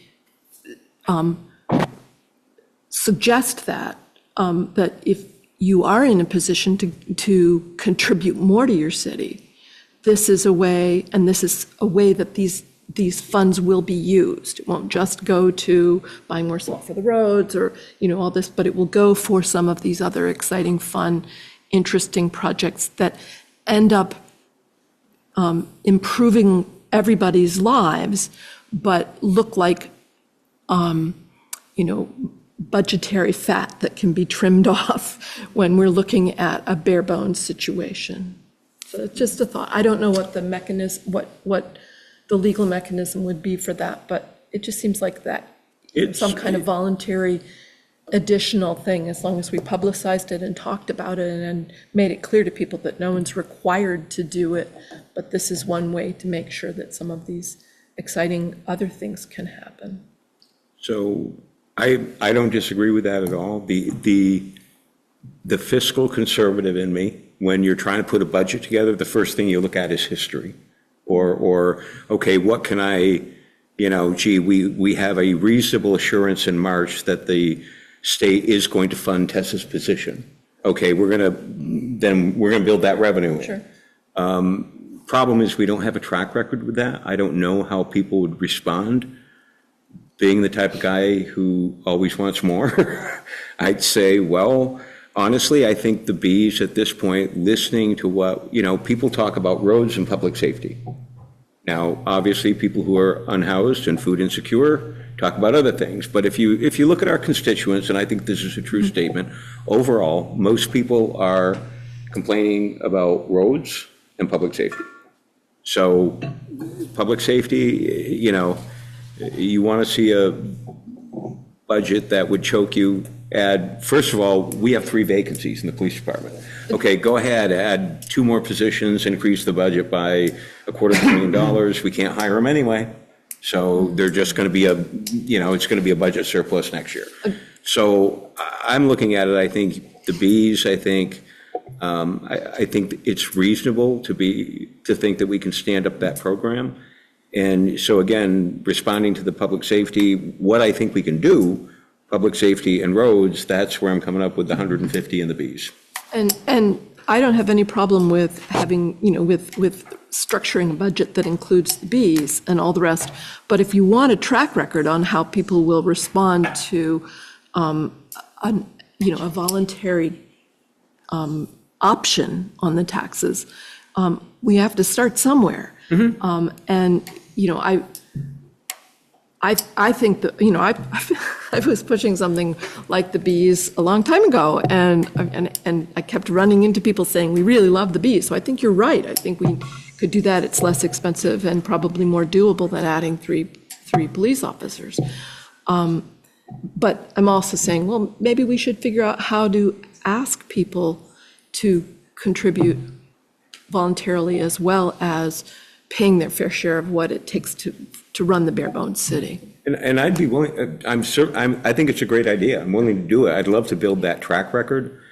What I'm saying is that I would rather be able to say to people, we are going to stand up, a crew of young men and women in the downtown, like, the Bs.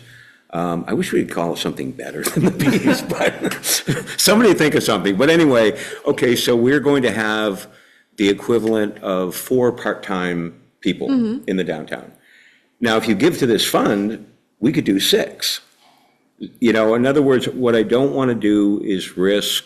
You don't want to. I don't want to risk the program. And it's like, okay, we didn't hit that. We didn't hit that voluntary number, so we got to scrap the whole program. No, and I agree with you. I think that makes a lot of sense. The reason I used the Bs is because that is something people are excited about. But you're saying, well, we're going to fund 4 people, and if we have sufficient buy-in in this voluntary way, we might be able to have 5 or 6, or we might be able to do these things as well. Yeah, perfect. All good. Anyone else, observations? Just a brief thought on that. We already break out the roads and paving as a separately warned item. Could we break out the Bs as a separately warned item? You can put anything as a separately warned item. You cannot. You can't do line item budgets. Right. So, yeah. But you could, you can't do line item budgets. A discrete project, a discrete Yeah, I think that's what I'm. expense. Yeah, but Yes, right. I don't, I feel fairly strongly about that. I mean, you know, and again, I'm trying to respond to folks who have concerns about public safety. We've heard the concerns, thankfully, not so much now, I'm going to jinx us, about aggressive panhandling, and we don't hear as much about that, but we still hear concerns about overall, you know, public safety in the core downtown. So I'm just responding to it. I can't, you know, I listen to people, I hear them, and I'm responding to it, so I wouldn't really want to make it some sort of popularity contest. You know, I totally understand. we're here to govern, and if there are 4 votes to support that program, you know, super. And if there's 4 votes to support $150,000 in the paving program or more, great. You know, we all bring ideas, and we, you know, that, to me, that's what governing is about, is, you know, prioritizing. And if there were, you know, like I said, if there was extra money, and I think that's a great idea, to start some sort of community fund, and maybe it could go for things like, you know, the warming shelters, that we don't operate them all the time. We operate them when it's going to be 10 degrees below zero. And we do it mostly with volunteers, but it also takes money. You know, it's not free. There are supplies that have to be provided. And believe me, I'm grateful when our churches step up and provide the human resources. That's the stuff we can't do. Yes, we're providing tests, we're providing that, you know, that coordination, that guidance, and that's invaluable to them.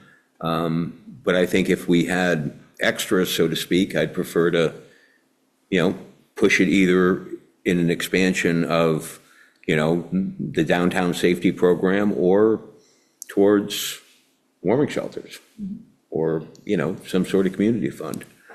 Yes. I agree with you about the public safety and, what was the other thing you said? Paving. Paving, thank you. Roads. I think the other thing that I hear a lot, and I'm sure you all are hearing it as well, is people are having a hard time making ends meet, like just affordability. So I think we also have to keep that in mind, and that's going to be a challenge, because if we think that we're, you know, like this is what we can do and this is like bare bones and we're basically going to have level programs, then how do we do this with all the increasing costs and continue to make it affordable for our taxpayers? So. And you know, that's a struggle as well. We're a city where 60% of our residents, I believe, Carol, receive a property tax rebate. Approximately. Yeah, so give or take 60% of the people who own homes in the city of Barre receive a property tax rebate. You know, and I always keep in mind that 40% don't. Commercial property owners don't. Renters don't. Because if someone is renting, you know, if their landlord does not receive a property tax rebate. So if if it's a duplex and the landlord's property taxes go up by $1,000 and the landlord doesn't want to lose money, that landlord has to raise the rents in each of those units by $50 a month. So even our renter, I'm always aware of that we have residents who are somewhat insulated from property tax increases. If their property taxes increase, you know, the formula in Vermont is generally 5% of your income. That's the way the formula works. So if your property taxes increase and your income doesn't, the state basically covers the increase with the property tax rebate program. Is that a true statement, Carol? So, you know, but there's so many folks where that doesn't apply. And interestingly, most of the folks who are probably on the most extreme end of the poverty level, renters, it doesn't apply to them.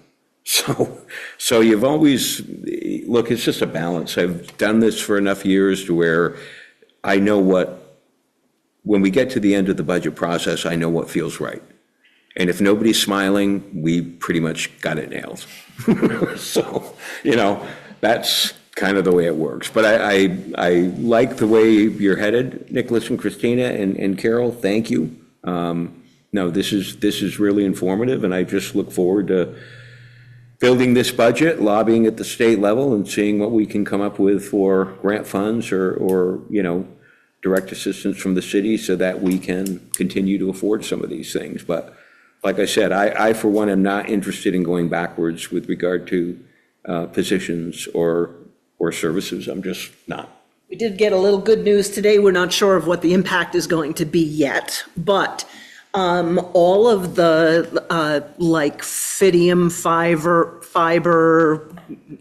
all the various lines that run through the city that aren't GMP. GMP already pays taxes on their property. All the others have, up until this point in time, been considered personal property. As far as an assessed value, Barre City doesn't collect taxes on personal property, hasn't for almost 40 years. However, there was a change that was approved by the legislature in '24 that is just now getting ready to roll out for the new tax year that'll be coming up, that is moving all of those into real property, but like utilities, like the GMP. We're looking at least a $2 million increase in our grand list, which, translates into $20,000 when you do the math towards but at least $2 million for that. It's also going to impact all of the cell towers and the cell locations on top of like North Barre Manor, taxed to the owners of the cell towers. So this is all literally just rolling out. So we don't know exactly what the impacts are going to be, but we know they're going to be in the right direction. So. Oh, okay, so cell phone fees are going up. Great. Well, good, we get more money, but somebody always has to pay for it. So, council, why don't we wrap this up if you don't mind? Any other questions or comments? Okay. Thank you. Thank you, and stay tuned. Nice job, Christina and Carol and Nicholas. Thank you. Thank you. Okay.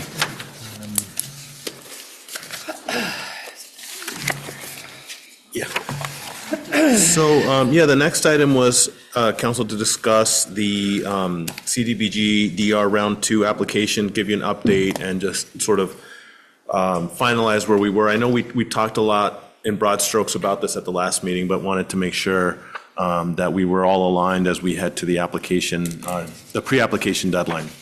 So just as a reminder of where we were, we submitted approximately $27.5 million worth of projects, 23.5 of it in housing, about 3.7 of it in infrastructure, and about 330,000 in planning grants.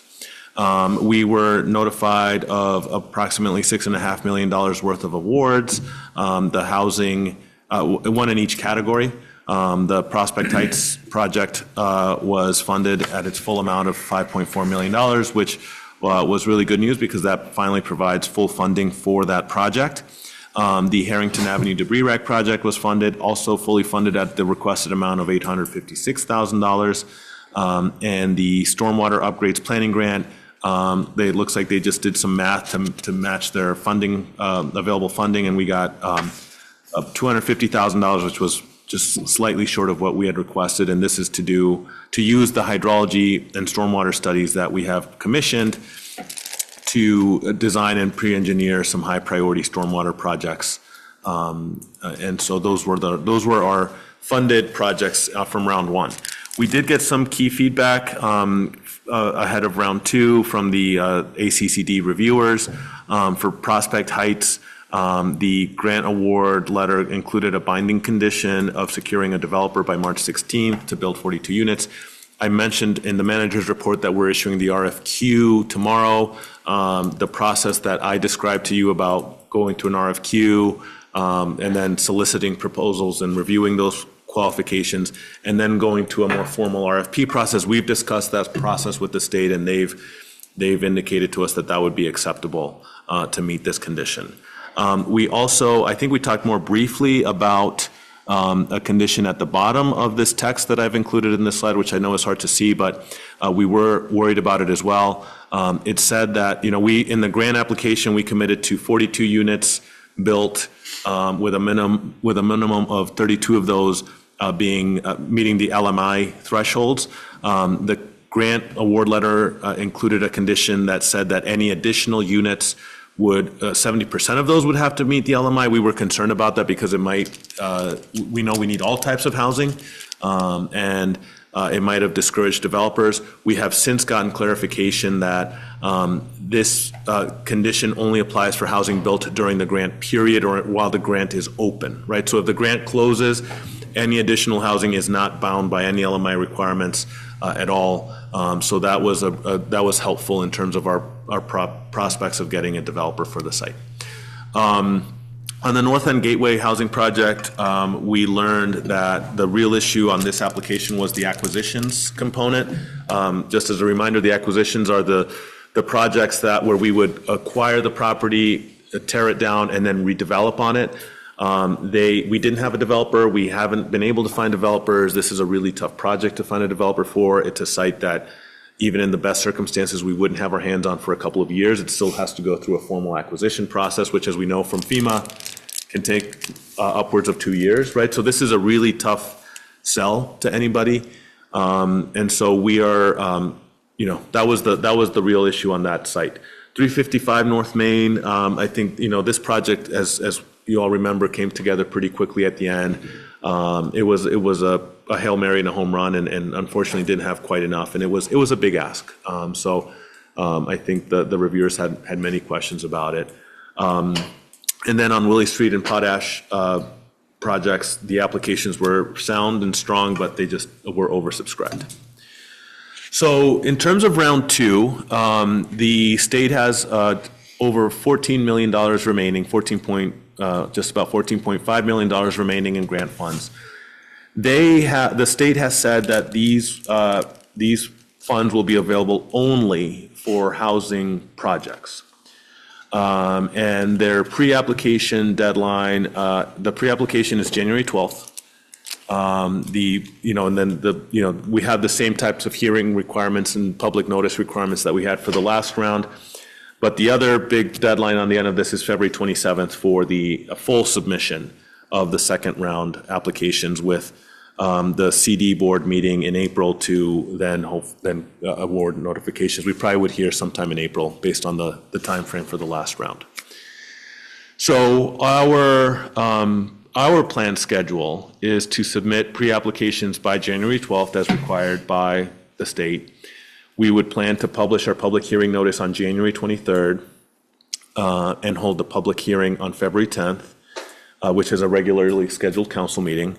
And we would submit our round two applications on February 27th. What that means is that we would have to have, as a grant team, which again was myself, Janet, Jim, Josh Jerome, and Pat Moulton, we would have to basically have the core construct of the round two applications about January 20th, roughly 3 days before we submit the public hearing notice, right? Because the public hearing notice has to basically be the bones of the project that we will submit on February 27th. Our recommended round two application is doing just the North End Gateway project at this point. And what we would plan to do is a almost identical application. We would do, again, the 9 elevations, 9 buyouts. We would seek interest from the property owners to see if there's more candidates for elevations or buyouts, so that's why there's a plus there. We would start with the 4 acquisitions and see if there's options for more. But again, that's pending and dependent on having a developer identified, which is, between now and January 20th, honestly slim, right? The slim chances of that. We would plan to pre-apply for a $10 million maximum award. And that's a lesson we learned the first round, which is whatever you pre-apply for, you are limited in terms of how much more or less you can ask for in your final application. So I think you might remember that our pre-application numbers were pretty consistent with what we thought the projects were going to cost. When 355 North Main Street came in, sort of at the tail end of the process, we had to struggle to cut other projects to stay within that 10% threshold. So we're just going to pre-apply for the max award, so that when we do our final application, we don't have to worry about what we're submitting, right? They don't care if you go less than 10%, they just don't want you to go more than 10%. So that's sort of a strategic decision to not have to worry in this first round about forgetting something, miscalculating something, we're just going to pre-apply for the maximum and then revise it based on what happens with the acquisitions and getting to a more realistic budget towards the end of the process, which in the first round for this project was about $8 million. And very importantly, ACCD staff has told us that this project scope of elevations, buyouts, and acquisitions, or alternatively, just elevations and buyouts, would be eligible under the quote-unquote housing-only restriction, right? So that was something we wanted, and the reason is because there's preservation of housing through elevation and creation of floodplain. This is just a visual for you. This is the final map, the map of the final submission from the round one application. The red boxes were the buyout properties that we applied for. The blue boxes were the elevations, and the yellow boxes were the acquisitions. So what we would expect here is if you know, all else being equal, we certainly would continue with the, you know, I've heard from many of the owners of these properties after I notified them about what happened in the first round. Everyone's eager to go for round two, so I would expect that this would stay roughly the same. You know, we did talk to every property owner in this quadrant here for round one, so if they weren't interested in a buyout in round one, I don't see what might have changed. Maybe they'll be interested in round two, so we will still survey everyone. So we may see some growth in this, but I would expect at a minimum it would look like this. Of course, the wild card is what happens with those yellow boxes, whether we do acquisitions or not. The other considerations, of course, for round two are 143 North Main, which, again, probably unlikely to be competitive in this round because of a lack of project detail. I don't think we even have sort of a council consensus about the future of that site. There's no developer. And that is, that's TIF eligible, and we have capacity exactly in the TIF, so. Yeah, so this one was very, very quickly considered, but really did not appear to be a good candidate for CDBG-DR. And then 355 North Main, you know, I maintain it's too large for round two at the 10 million out of the $14 million available. And I think, you know, that was really an exciting project though. And so I think the ability to explore other options without the CDBG-DR restrictions might be really exciting as well. Because it's, as you experienced with us, it's really, it does have restrictions in terms of what you can and can't do. And it might be interesting and exciting to do something without those strings on that site. So really, Council, the decision we're hoping to, you know, hoping that you agree is that we would do a round two for North End Gateway. We're limited in terms of it's housing only anyway, so it's not like we can revisit the other grants that we fell short on. You know, there's nothing, you know, the other two I mentioned that are in the hopper, 143 and 355, and neither are really good fits for this round two. So, but just wanted to make sure that as I prepare the pre-application for January 12th, that you all agree that a North End Gateway application is our best route. And obviously we would, as I mentioned, we would pre-apply for everything, including the acquisitions, and we would start scaling it down and tailoring it closer to that publication of the public hearing notice later in the month. So, yeah. Nope. So, yes. I have a question, but it sort of runs into the next thing. Why can we not think about Wabi Park as an option? It runs into the, again, lack of developer. Okay. I think that's number one. We did spend quite a bit of time talking to DEW, which has really good experience here in Barre. They're obviously building Stevens Branch. They thought that a building penciling out on that site was difficult, and so they weren't ready to really give us sort of the documentation and comfort that we would need to have a competitive application for that site for this program. What were they at? I think they were at 20 units roughly. Yeah. I mean, it's a half an acre lot. Right. So they were at 20 units with, you know, the parking that you need, the amenities that you need. And, you know, and I appreciate the fact that they're very candid. And what they were saying is, look at that site and imagine someone wanting to invest $6 million in that site, a developer, invest $6 million there, Now, look around at North Main Street.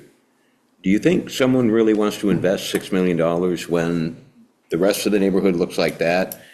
So I honestly think this is a more sound way to go, that you start cleaning up the areas and, elevating the homes that really need the most help now. And I think then when we revisit Wabi Park and you've got these great green spaces and you've got elevated homes and you've started to rebuild the neighborhood, I think you stand a much better chance of getting someone to invest $5 to $6 million in Wabi Park. But I think if you put that horse before that cart, that was my biggest concern when Wabi Park was even suggested. Who's going to want to, with the cost of housing, who's going to want to invest there? Probably until the entire area, kind of like our downtown. When we redid Main Street, all of a sudden people started fixing up their buildings. Well, if we haven't fixed up the north end, I just don't see a lot of potential for Wabi Park. One specific challenge on that site, it's roughly the same size as where Stevens Branch Apartments is going. So when we issued that RFP, we were excited because we thought, here's maybe another site for 32 units. But it's I guess the best way to describe it is it's landlocked, right? Stevens Branch, we were able to access it through other parking lots, through the front, through the back. This site, you only have that access through the public safety building site. So that was another challenge, that it really limits the footprint they can use there, because even though it's still 0.41 acres like Stevens Branch, it's not the same types of access. So you can only use certain parts of it. Yes. One question I was going to ask later, but with Wabi's, didn't we have to, or have to give a parcel the same size for that piece? Correct? Yes. That's what Mary Jane told me. Yep. And I can actually just move over to that. Yeah, that's- we've had the conversation with the Wabi family, and they've been very gracious, very easy to work with, and they're like, look, if it helps the city, they'd like to see, as would we, Wabi Park remain in the north end. It just wouldn't necessarily be there. Correct. But with the green space that we're looking to create, with the, the floodplain that we're Right, looking to right. create, that's going to be green space. It's going to be, parks and playgrounds, but it'll just happen to be a park and a playground that will retain floodwater. My next question was, so with the Gateway project, it was determined we get the money, so to speak, if we have a developer. But didn't you just say, I guess I'm confused, even if we don't get a developer, but we can raise it, elevate Yeah. it, we still can get the money? Correct. And not be kicked out of the. because we don't The have a developer condition was only for the 4 acquisitions. So there's the 4 properties that we were proposing. They are 2 properties that are adjacent to each other and across the street from each other that create sort of a bigger developable lot. So the idea was to not buy those out and make floodplain, but because they're a little bit more elevated, to acquire them, tear them down, and then rebuild. What they said was, well, you didn't have the builder identified. And we said, well, of course, because we're years away Right, we're working from on that, right? And we would RFP it out, and we would, do what we did with Seminary Lot, which is, we could give those lots away to someone who would build something there. So that's where the CDBG-DR strings are difficult, because they want to see a developer, and our argument is, of course we need a developer. We can't get somebody to sign on now for a project that won't happen for several years, especially something that smaller scale, right? It would maybe be a 4-6 unit building. It wouldn't be a large scale. So we're very fortunate that we are still the guidelines. To have it elevated, even if we don't have a developer. Correct. Because if we do elevate it, you know what's gonna happen, we're gonna get a developer. Yeah, exactly. Thank you. Yes. It was just to say, sort of to follow up on that, wholly in favor of submitting the North End Gateway. I think that's the best possible choice for this round, given that we already tried this with the first round, and they had the option to cut out the acquisition piece even without developer, and they chose not to exercise that, but instead denied the entire grant. If we don't have a clear developer identified by the time the grant submission comes around, I think we have to remove the acquisition piece from the grant. Yeah, I would hate to, with the amount of money they have left, which is only $14 million, which is significantly lower than the 67 they had, I just wouldn't want to give ACCD a reason to not fund it, right? I think that that's, even though we had heard, as you mentioned, that they have the discretion to sort of chop things up, to not leave it to that. What if we submit to? We could also do that. Yeah, we could. So what if we? Yeah, Split them up. split them up. I would be in favor of that, too.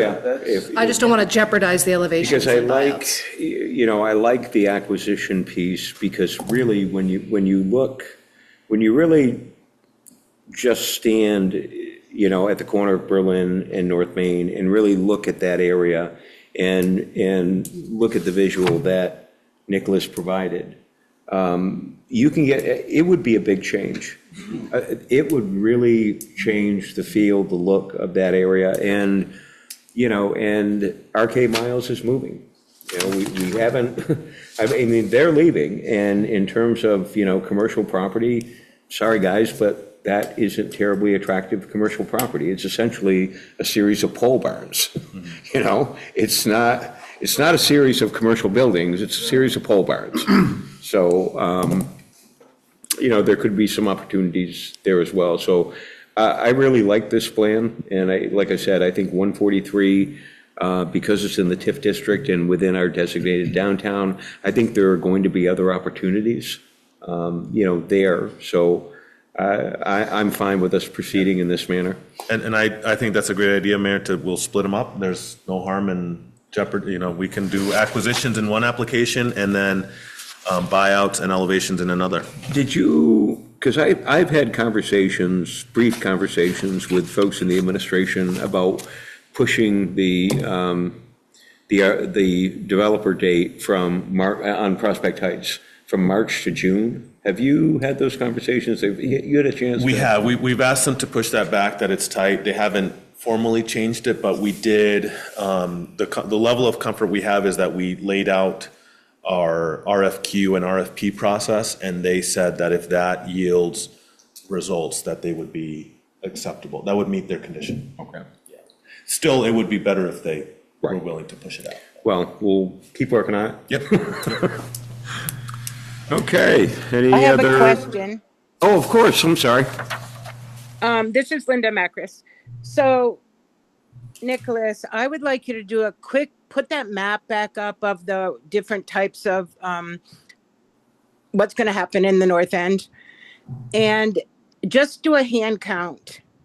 And that most of the people that you're willing to help, as far as I can count, are landlords and businesses. As far as like homeowners, not so much. So I'd like a hand count so that the board knows, the council knows that we're talking about helping mostly landlords and private businesses, but not homeowners. I guess I don't understand. I don't understand your reference to hand count, Linda. I'm sorry. Well, you can just look on the map. He knows what those properties are. I know what those properties are. And they're mostly owned by landlords or private businesses. It's a mix. Yeah. It's a mix, but it's not such a good mix. Yeah, I'd hesitate to make a strong statement like you just made, Linda. I mean, I'd be happy to look at them and inventory them. I'd be happy to do that. We've got time. I mean, there's a couple there that I'm aware are in fact investment properties owned by, they're rental properties. I know that. Most of them. Some, I'm not sure of the status, because I know there's a couple there that are vacant. I mean, they're not even occupied, and I don't know whether the owner used to live there or whether it's someone who bought the property as an investment property. Like I said, I just don't know, but and then there's the auto body shop, and then there's the Right, but I guess, what's your point? I mean, if So so, that I if they're, think that people when you that say were flooded out, who live there, who own property, should have some sort of equality in the project. I'm getting nothing. So in 3 or 4 years, or whenever you decide you want to tear me down and make me like condemn my house, I'm out on the street. But the landlords are going to have these big buildings that are all fixed up nice. You know, I own my property for more than 20 years, for like 25 years. And I don't want to be left behind. And the same with my neighbors. so your concern is that you're not included? Yeah, and I can address, I think. Sure. I don't have the. The details. private homeowners aren't included. Would you let the manager respond, please, Yeah, Linda? I don't have the exact details on your situation, Linda, but I know your house your property has issues with, because it's a shared equity home, and I know when we looked at it, there were legal issues that we couldn't overcome. No, you told me just the opposite. Linda, Nicholas, you're you told gonna, me you're just the gonna let opposite. the manager continue and respond, and you're gonna let him finish, or there's gonna be consequences. Let him finish. Yeah, so there were particular issues with your property that, again, as I mentioned, I don't have the particular details. I know it's shared equity and that played into it. As I mentioned during the presentation, everybody in this quadrant was contacted, and everybody was asked, for some of these properties, the city had preferences, right? So for example, for the properties along North Main Street, typically, the city's preference was for a buyout. And that was our first priority, because that builds floodplain along North Main Street that protects the houses that are then left. The second, sort of wave of priority was elevations, and so where buyouts were not advisable or not possible, where we thought that there was a value in having elevations remain, that's the option that we proceeded with. So for example, I believe the owner of 505 First and 521 was not interested in buyouts, but said they'd be interested in elevations, and so that to us felt like an acceptable sort of consideration. The acquisitions were chosen because they are clustered, right? We've been very intentional about, focusing acquisitions on clustered properties, because we can build larger lots that can be redeveloped into more housing and maybe more attractive to redevelopers. So everyone in this quadrant was contacted for one option or another. We were not going to, for example, offer, you would not have been offered a buyout, because we haven't been offering buyouts to anyone who's off of North Main Street, and except the one on Berlin Street, which is adjacent to the river, which builds on existing floodplain, right? So if you were elevated, I believe your house is above the acquisition properties.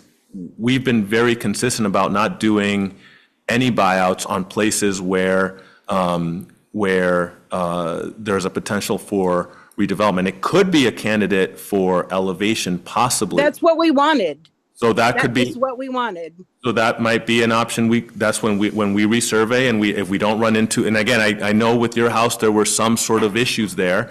That may be a possibility. I don't have the details at hand, but your house would not have been ever a candidate for buyout under the rubric that the city has been using. So I will look at the other pieces of it. I don't have the details with me today. Let me have some time. I wanted a buyout from the beginning. I mean, an elevation from the beginning. And you told me directly, and it's on the old application, what my house was to be was a buyout, because the land trust gave you permission to buy my house out. We don't want to sell the house. That's why we weren't part of that. At the end, you cut us out. I have all the emails, Nick. Like, don't act like you don't know what I'm talking about. I wanted an elevation. If you give me an elevation, you probably never hear from me again. Yeah, Linda, as I mentioned, I started the conversation by saying I don't have all the details about your situation. I know for a fact that buyout was not an option because of where it's located, but I will have to revisit all that, and luckily we have a time to do a second round application. So do you remember talking to the land trust and asking asking them if I could be part of the buyout? I remember talking to them, but again, I don't remember the details of those conversations. And what did they tell you? They told you yes. Linda, So I you think the manager, switched me listen, From hey, an Linda, I elevation. think, when would you like to visit with the manager? I don't know, it have to be on the phone. Okay, well, that's all right. Nicholas, will you commit to giving, I mean, what I've just heard the manager say, Linda, is that he doesn't recall the details of your specific situation. He said that twice. And then you keep asking him, well, don't you remember? I have 50 Linda, emails no, about come on, don't interrupt me. I'm not trying to be mean to you, but I've heard him say 3 times, I don't remember, and you keep asking him, do you remember?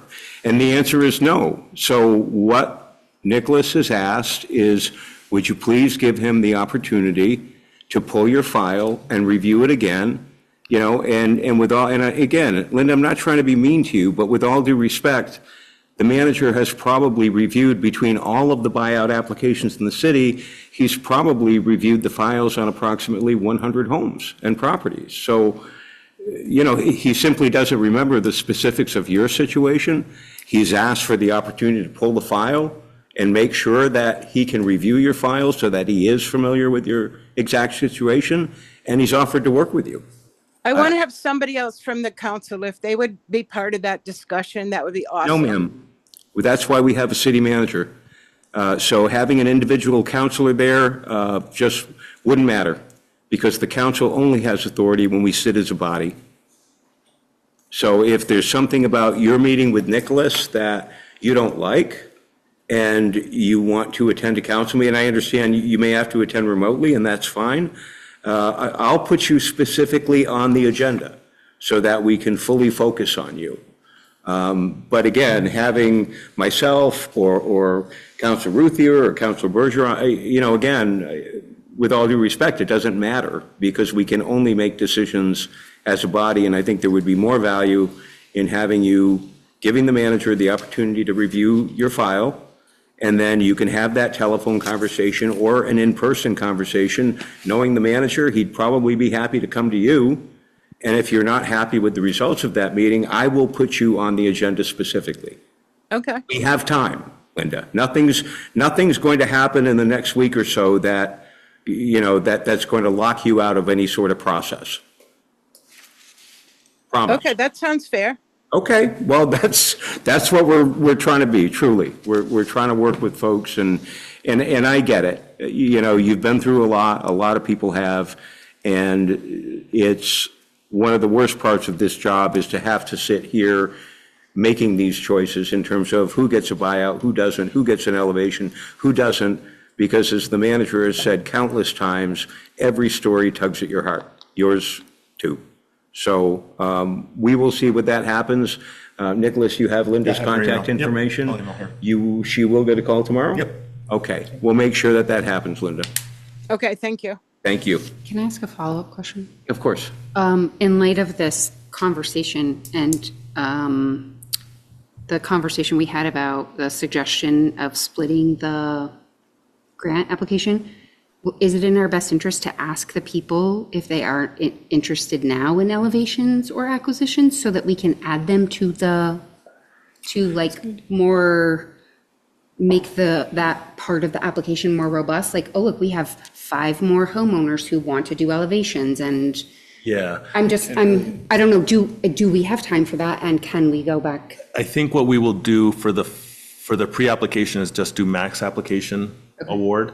And then the first round application for this project as a whole, which included what I mentioned, the 9 buyouts, 9 elevations, and 4 acquisitions, was approximately $8 million. So we'd have to be diligent about making sure we don't go over it by offering too many people elevations or Right. buyouts.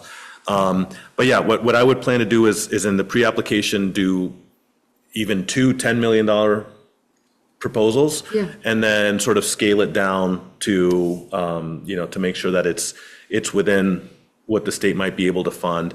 And yeah, I mean, the only challenge there, Counselor, is that they only have $14 million left. So even if we do 7 and 6, we might risk them shutting us out on both, Yeah. right? So, Yeah. so we will certainly survey people, but we will be limited in terms of how many we can add in because the pot at the state level is going to be smaller. Yeah. Okay. Yeah.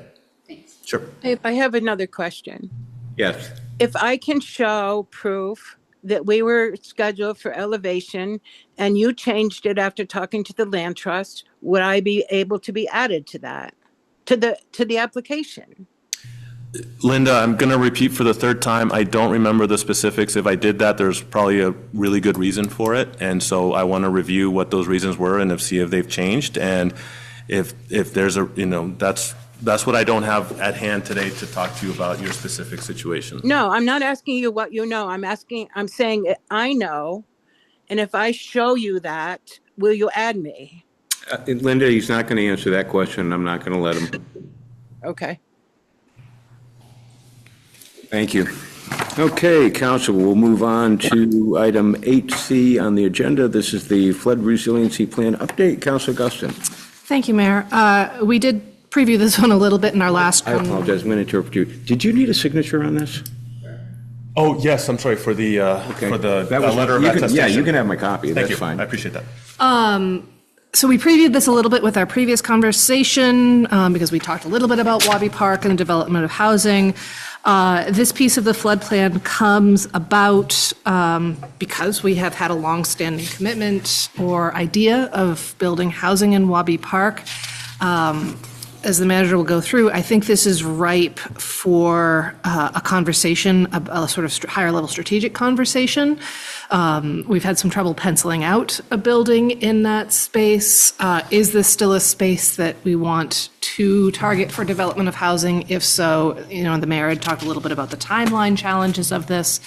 So we'll review a little bit about what we have done and think strategically ahead a little bit. Thank you. So this first slide has the text from the flood resiliency plan, which talks about the option we negotiated with Downstreet to support the development of housing in this location. We had issued, I'll get to that in a little bit, I guess.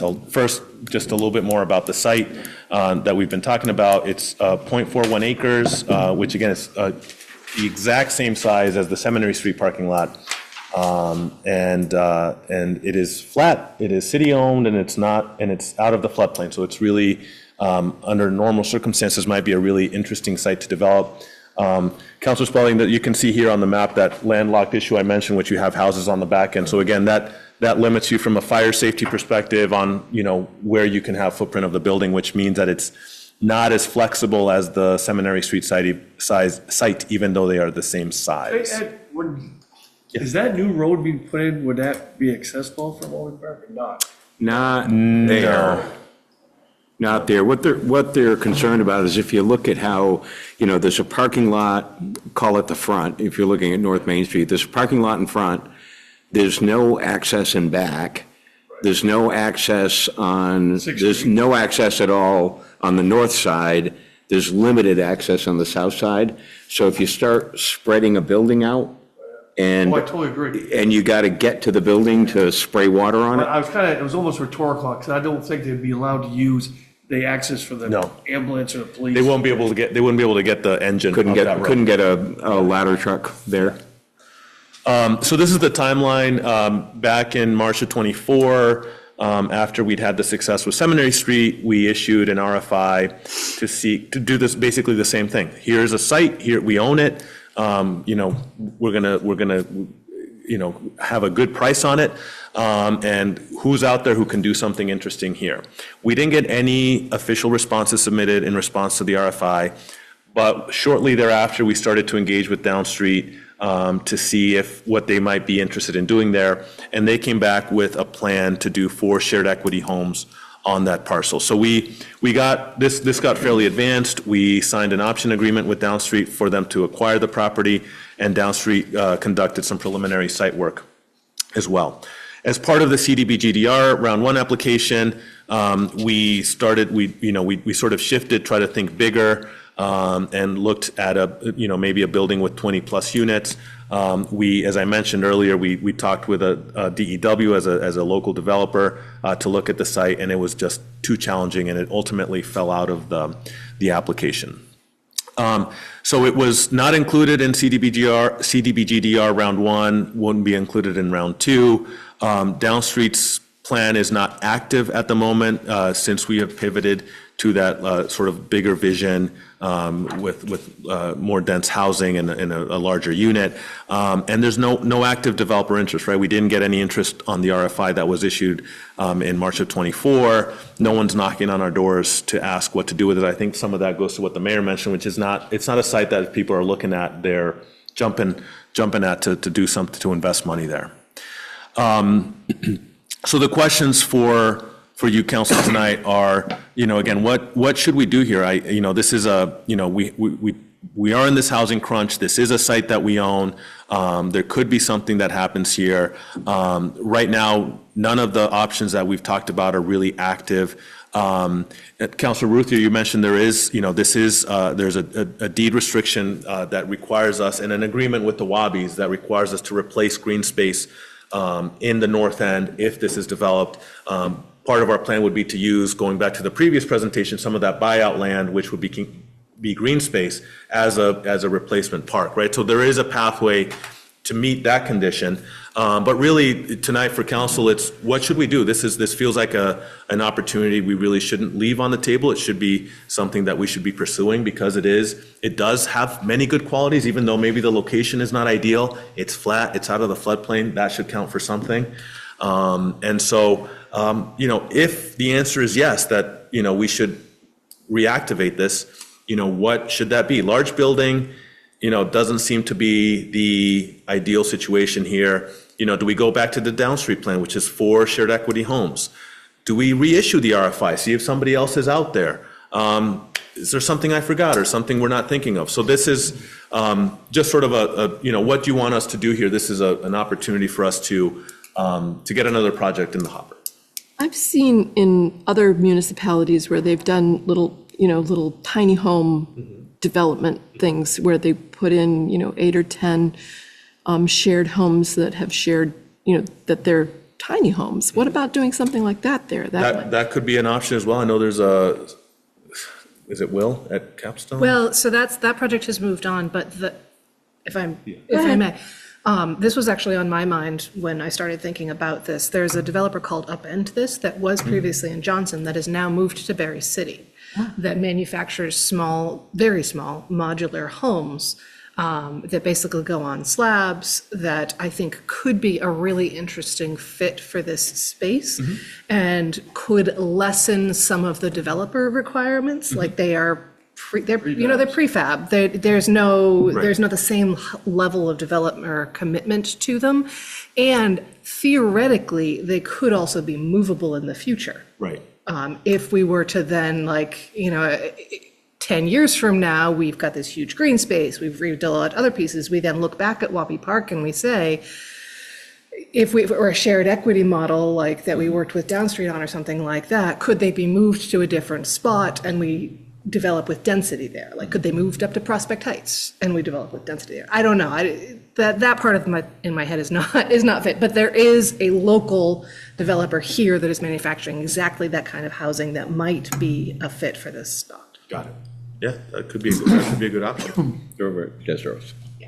Desros. Yep. So I'd be happy to just start as easy as having a site visit with them and see what their timeline out is looking like. And I mean, I think right now, I mean, if you ask for an immediate answer, it would be, okay, let's talk in 3 months.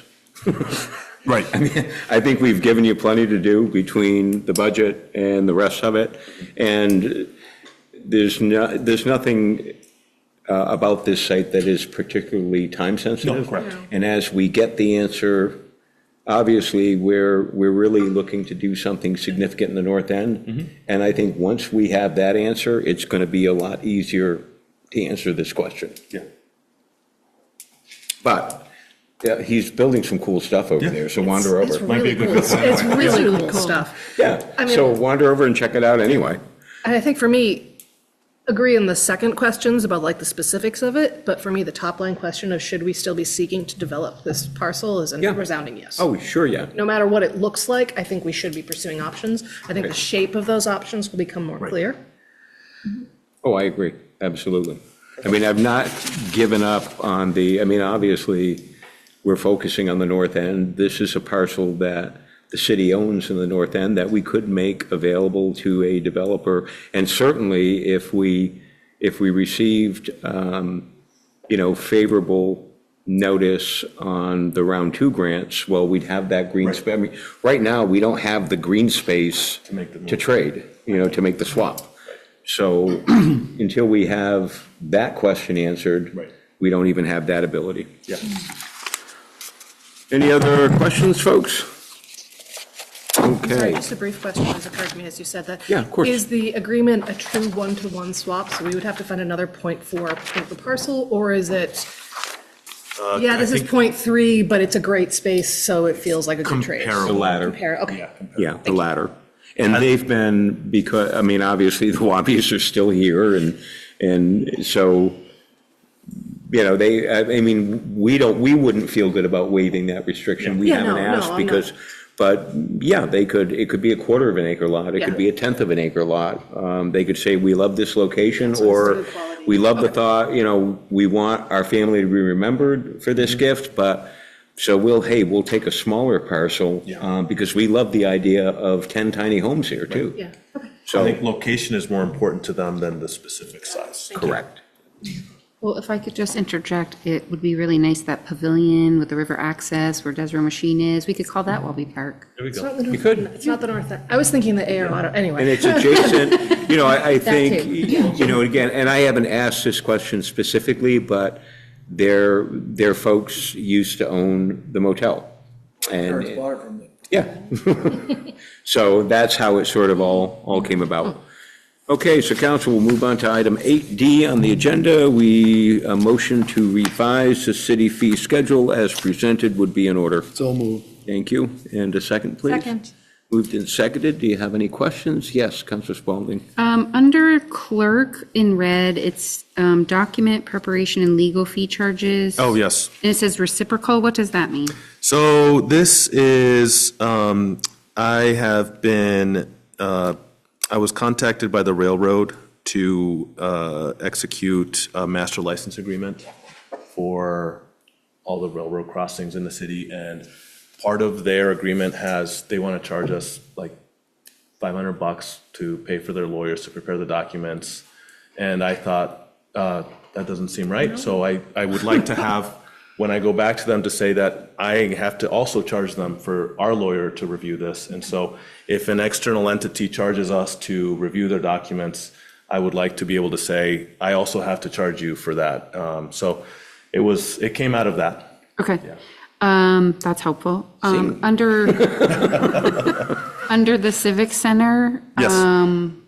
Help me understand, it says Alumni Hall, third floor meeting room rental from 4 to 8 hours, $100. Alumni Hall, third floor, all four meeting rooms rental up to 4 hours, $105. And then all four meeting rooms rental from 4 to 8 hours, $170. So I'm just trying to understand this. You can just rent one room for 4 to 8 hours for $100. Or you can rent all four meeting rooms for 3.5 hours for $105? Yeah, Okay. yeah. Okay. They usually are. A price break. Yeah, they're usually, that is sort of to encourage larger events that they use like breakout rooms. So we want to make it that's sort of like an effort, when we knocked down the fee last year for birthday parties on the turf. We created like a much, because it was like $150 some, I think, for an hour at the turf, and no one wants to pay $300 to rent their kid's birthday spot, right? So we created like a birthday fee. Yeah. This is an effort, if you have a big event and you need breakout rooms, we were finding that if we charged individually, It was. it was It was much. pricing people out. Okay. Yeah, so they're usually, typically, it's only larger events that will use all the rooms up there anyway. Most people are using just one space, one location. We rarely have rentals where there are two people renting at the same time. Yeah. That's a really, Very rare, really very rare. rare occasion, and it's not, for someone to occupy 2 or 3 rooms versus one, the incremental cost to the city is just negligible. Yeah. I mean, it just doesn't cost us anything. Yep. I have 2 more questions. For Civic Center, BOR, non-ice hourly rental during ice season is $50. That is if somebody came in to use the concessions area or. So not the ice, Like a birthday party. Birthday party, concession yeah. area. It's very rare, okay. very rare. Because that's not clear to me on that, and so I Summer was of a like. party if you Yeah. were sitting there looking at Look, the ice. and it's cold. But not skating. Okay, so I was like, does that mean we take out the ice, like put down the turf, like that, you might No. want to To be. look at it and not You might use want to it. just clarify But they that, could, so it's. they could lease it during public skating. Right. Yeah, And then my last question is, do we do skate rentals? we are going to. Yeah, so that's one of the reasons we added it. I was going to ask about that too. Yeah, so this is, we hear about this a whole lot. Michelle was able to get a donation, and I wish I had the name of the organization. I'll bring it to the next meeting. So it's going to start small. I think it's like 10 or 15 pairs of skates. And so we're going to start renting them. We're going to start, once we have those in, we are going to do sort of a campaign. If anybody, my kids go through skates now, so I'm going to donate my kids' skates to the BOR. If anyone has skates lying around that they're not using, we'll take them. And we're going to probably buy one of the sharpeners.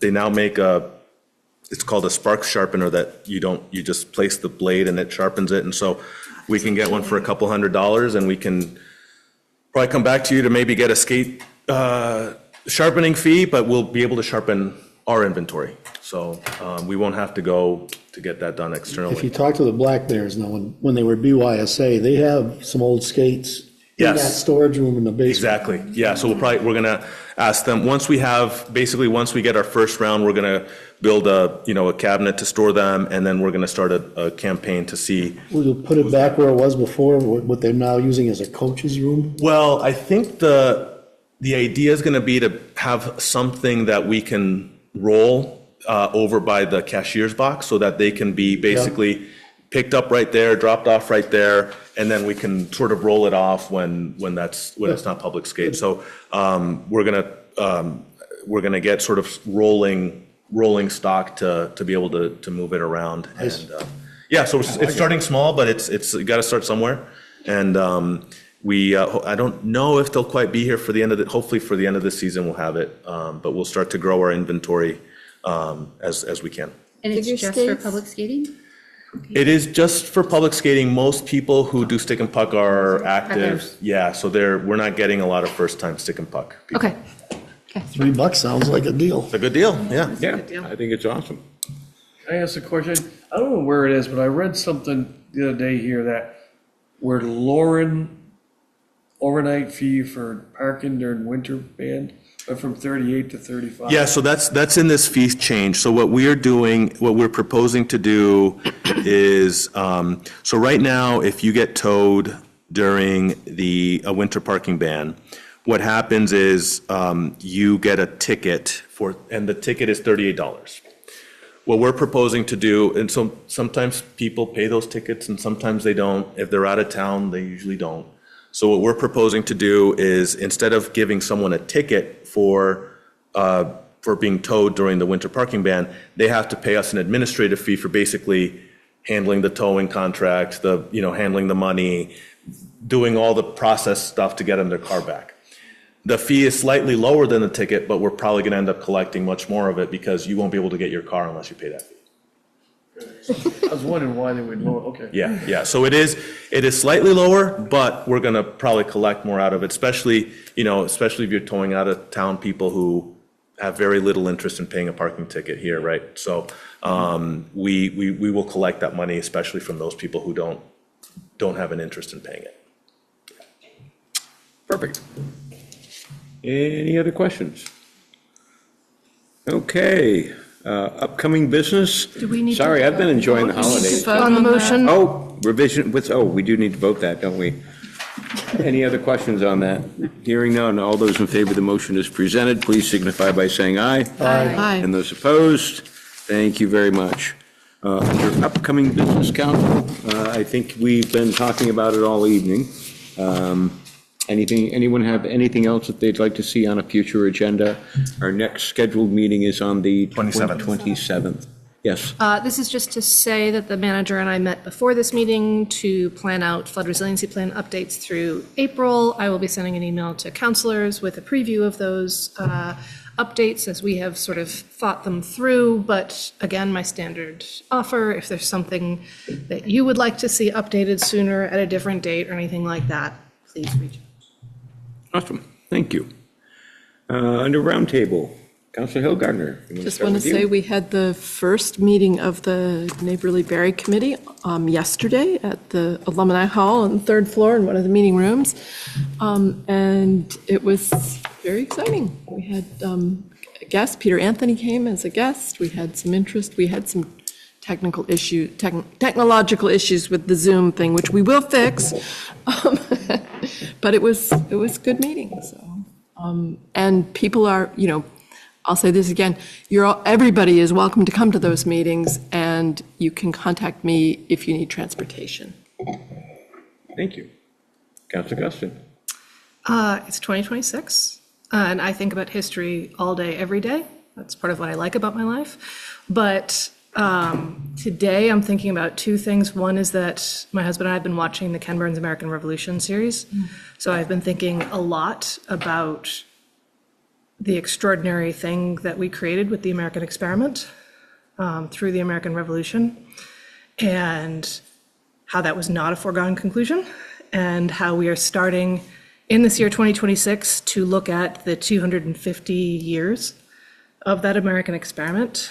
And today specifically is January 6th, and I've been thinking a lot about how 5 years ago we almost lost the American experiment when there was an armed insurrection to stop a legitimate election. So those two things have been very much on my mind today.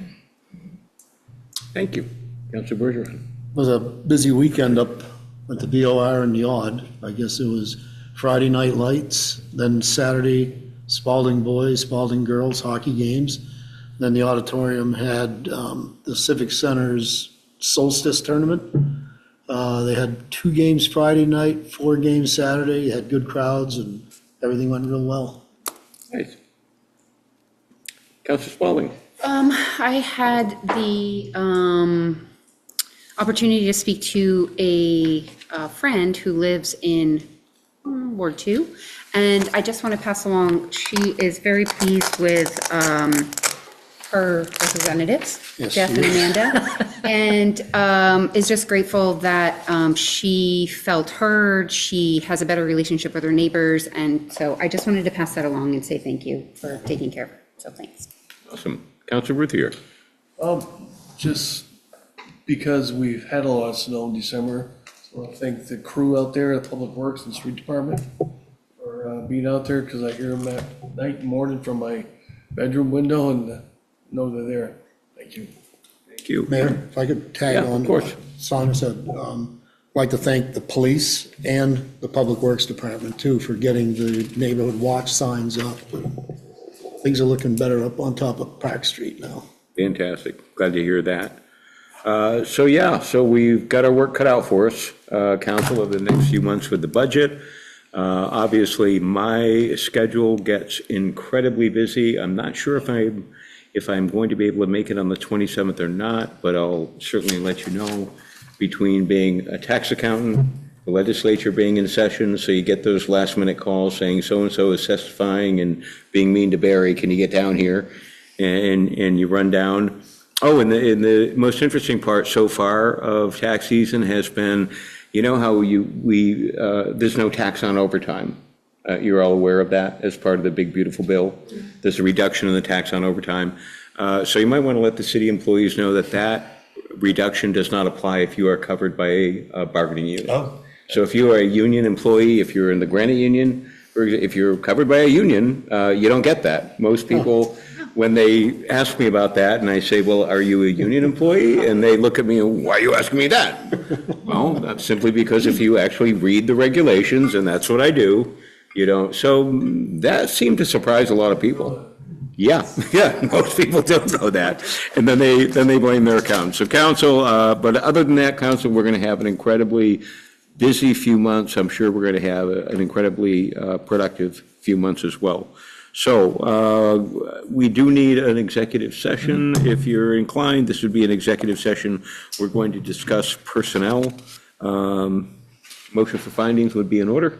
So moved. Thank you. In a second, moved and seconded. All those in favor of the motion as presented, please signify by saying aye. Aye. And those opposed, thank you. And now we'll need a motion to go into executive session. It is 8:25. So moved. Thank you. And seconded. All those in favor of the motion as presented, please signify by saying aye. Aye. And those opposed will be in executive session in just a few minutes. No action, David. Thanks. Have a good night. Good night. Thank you, David.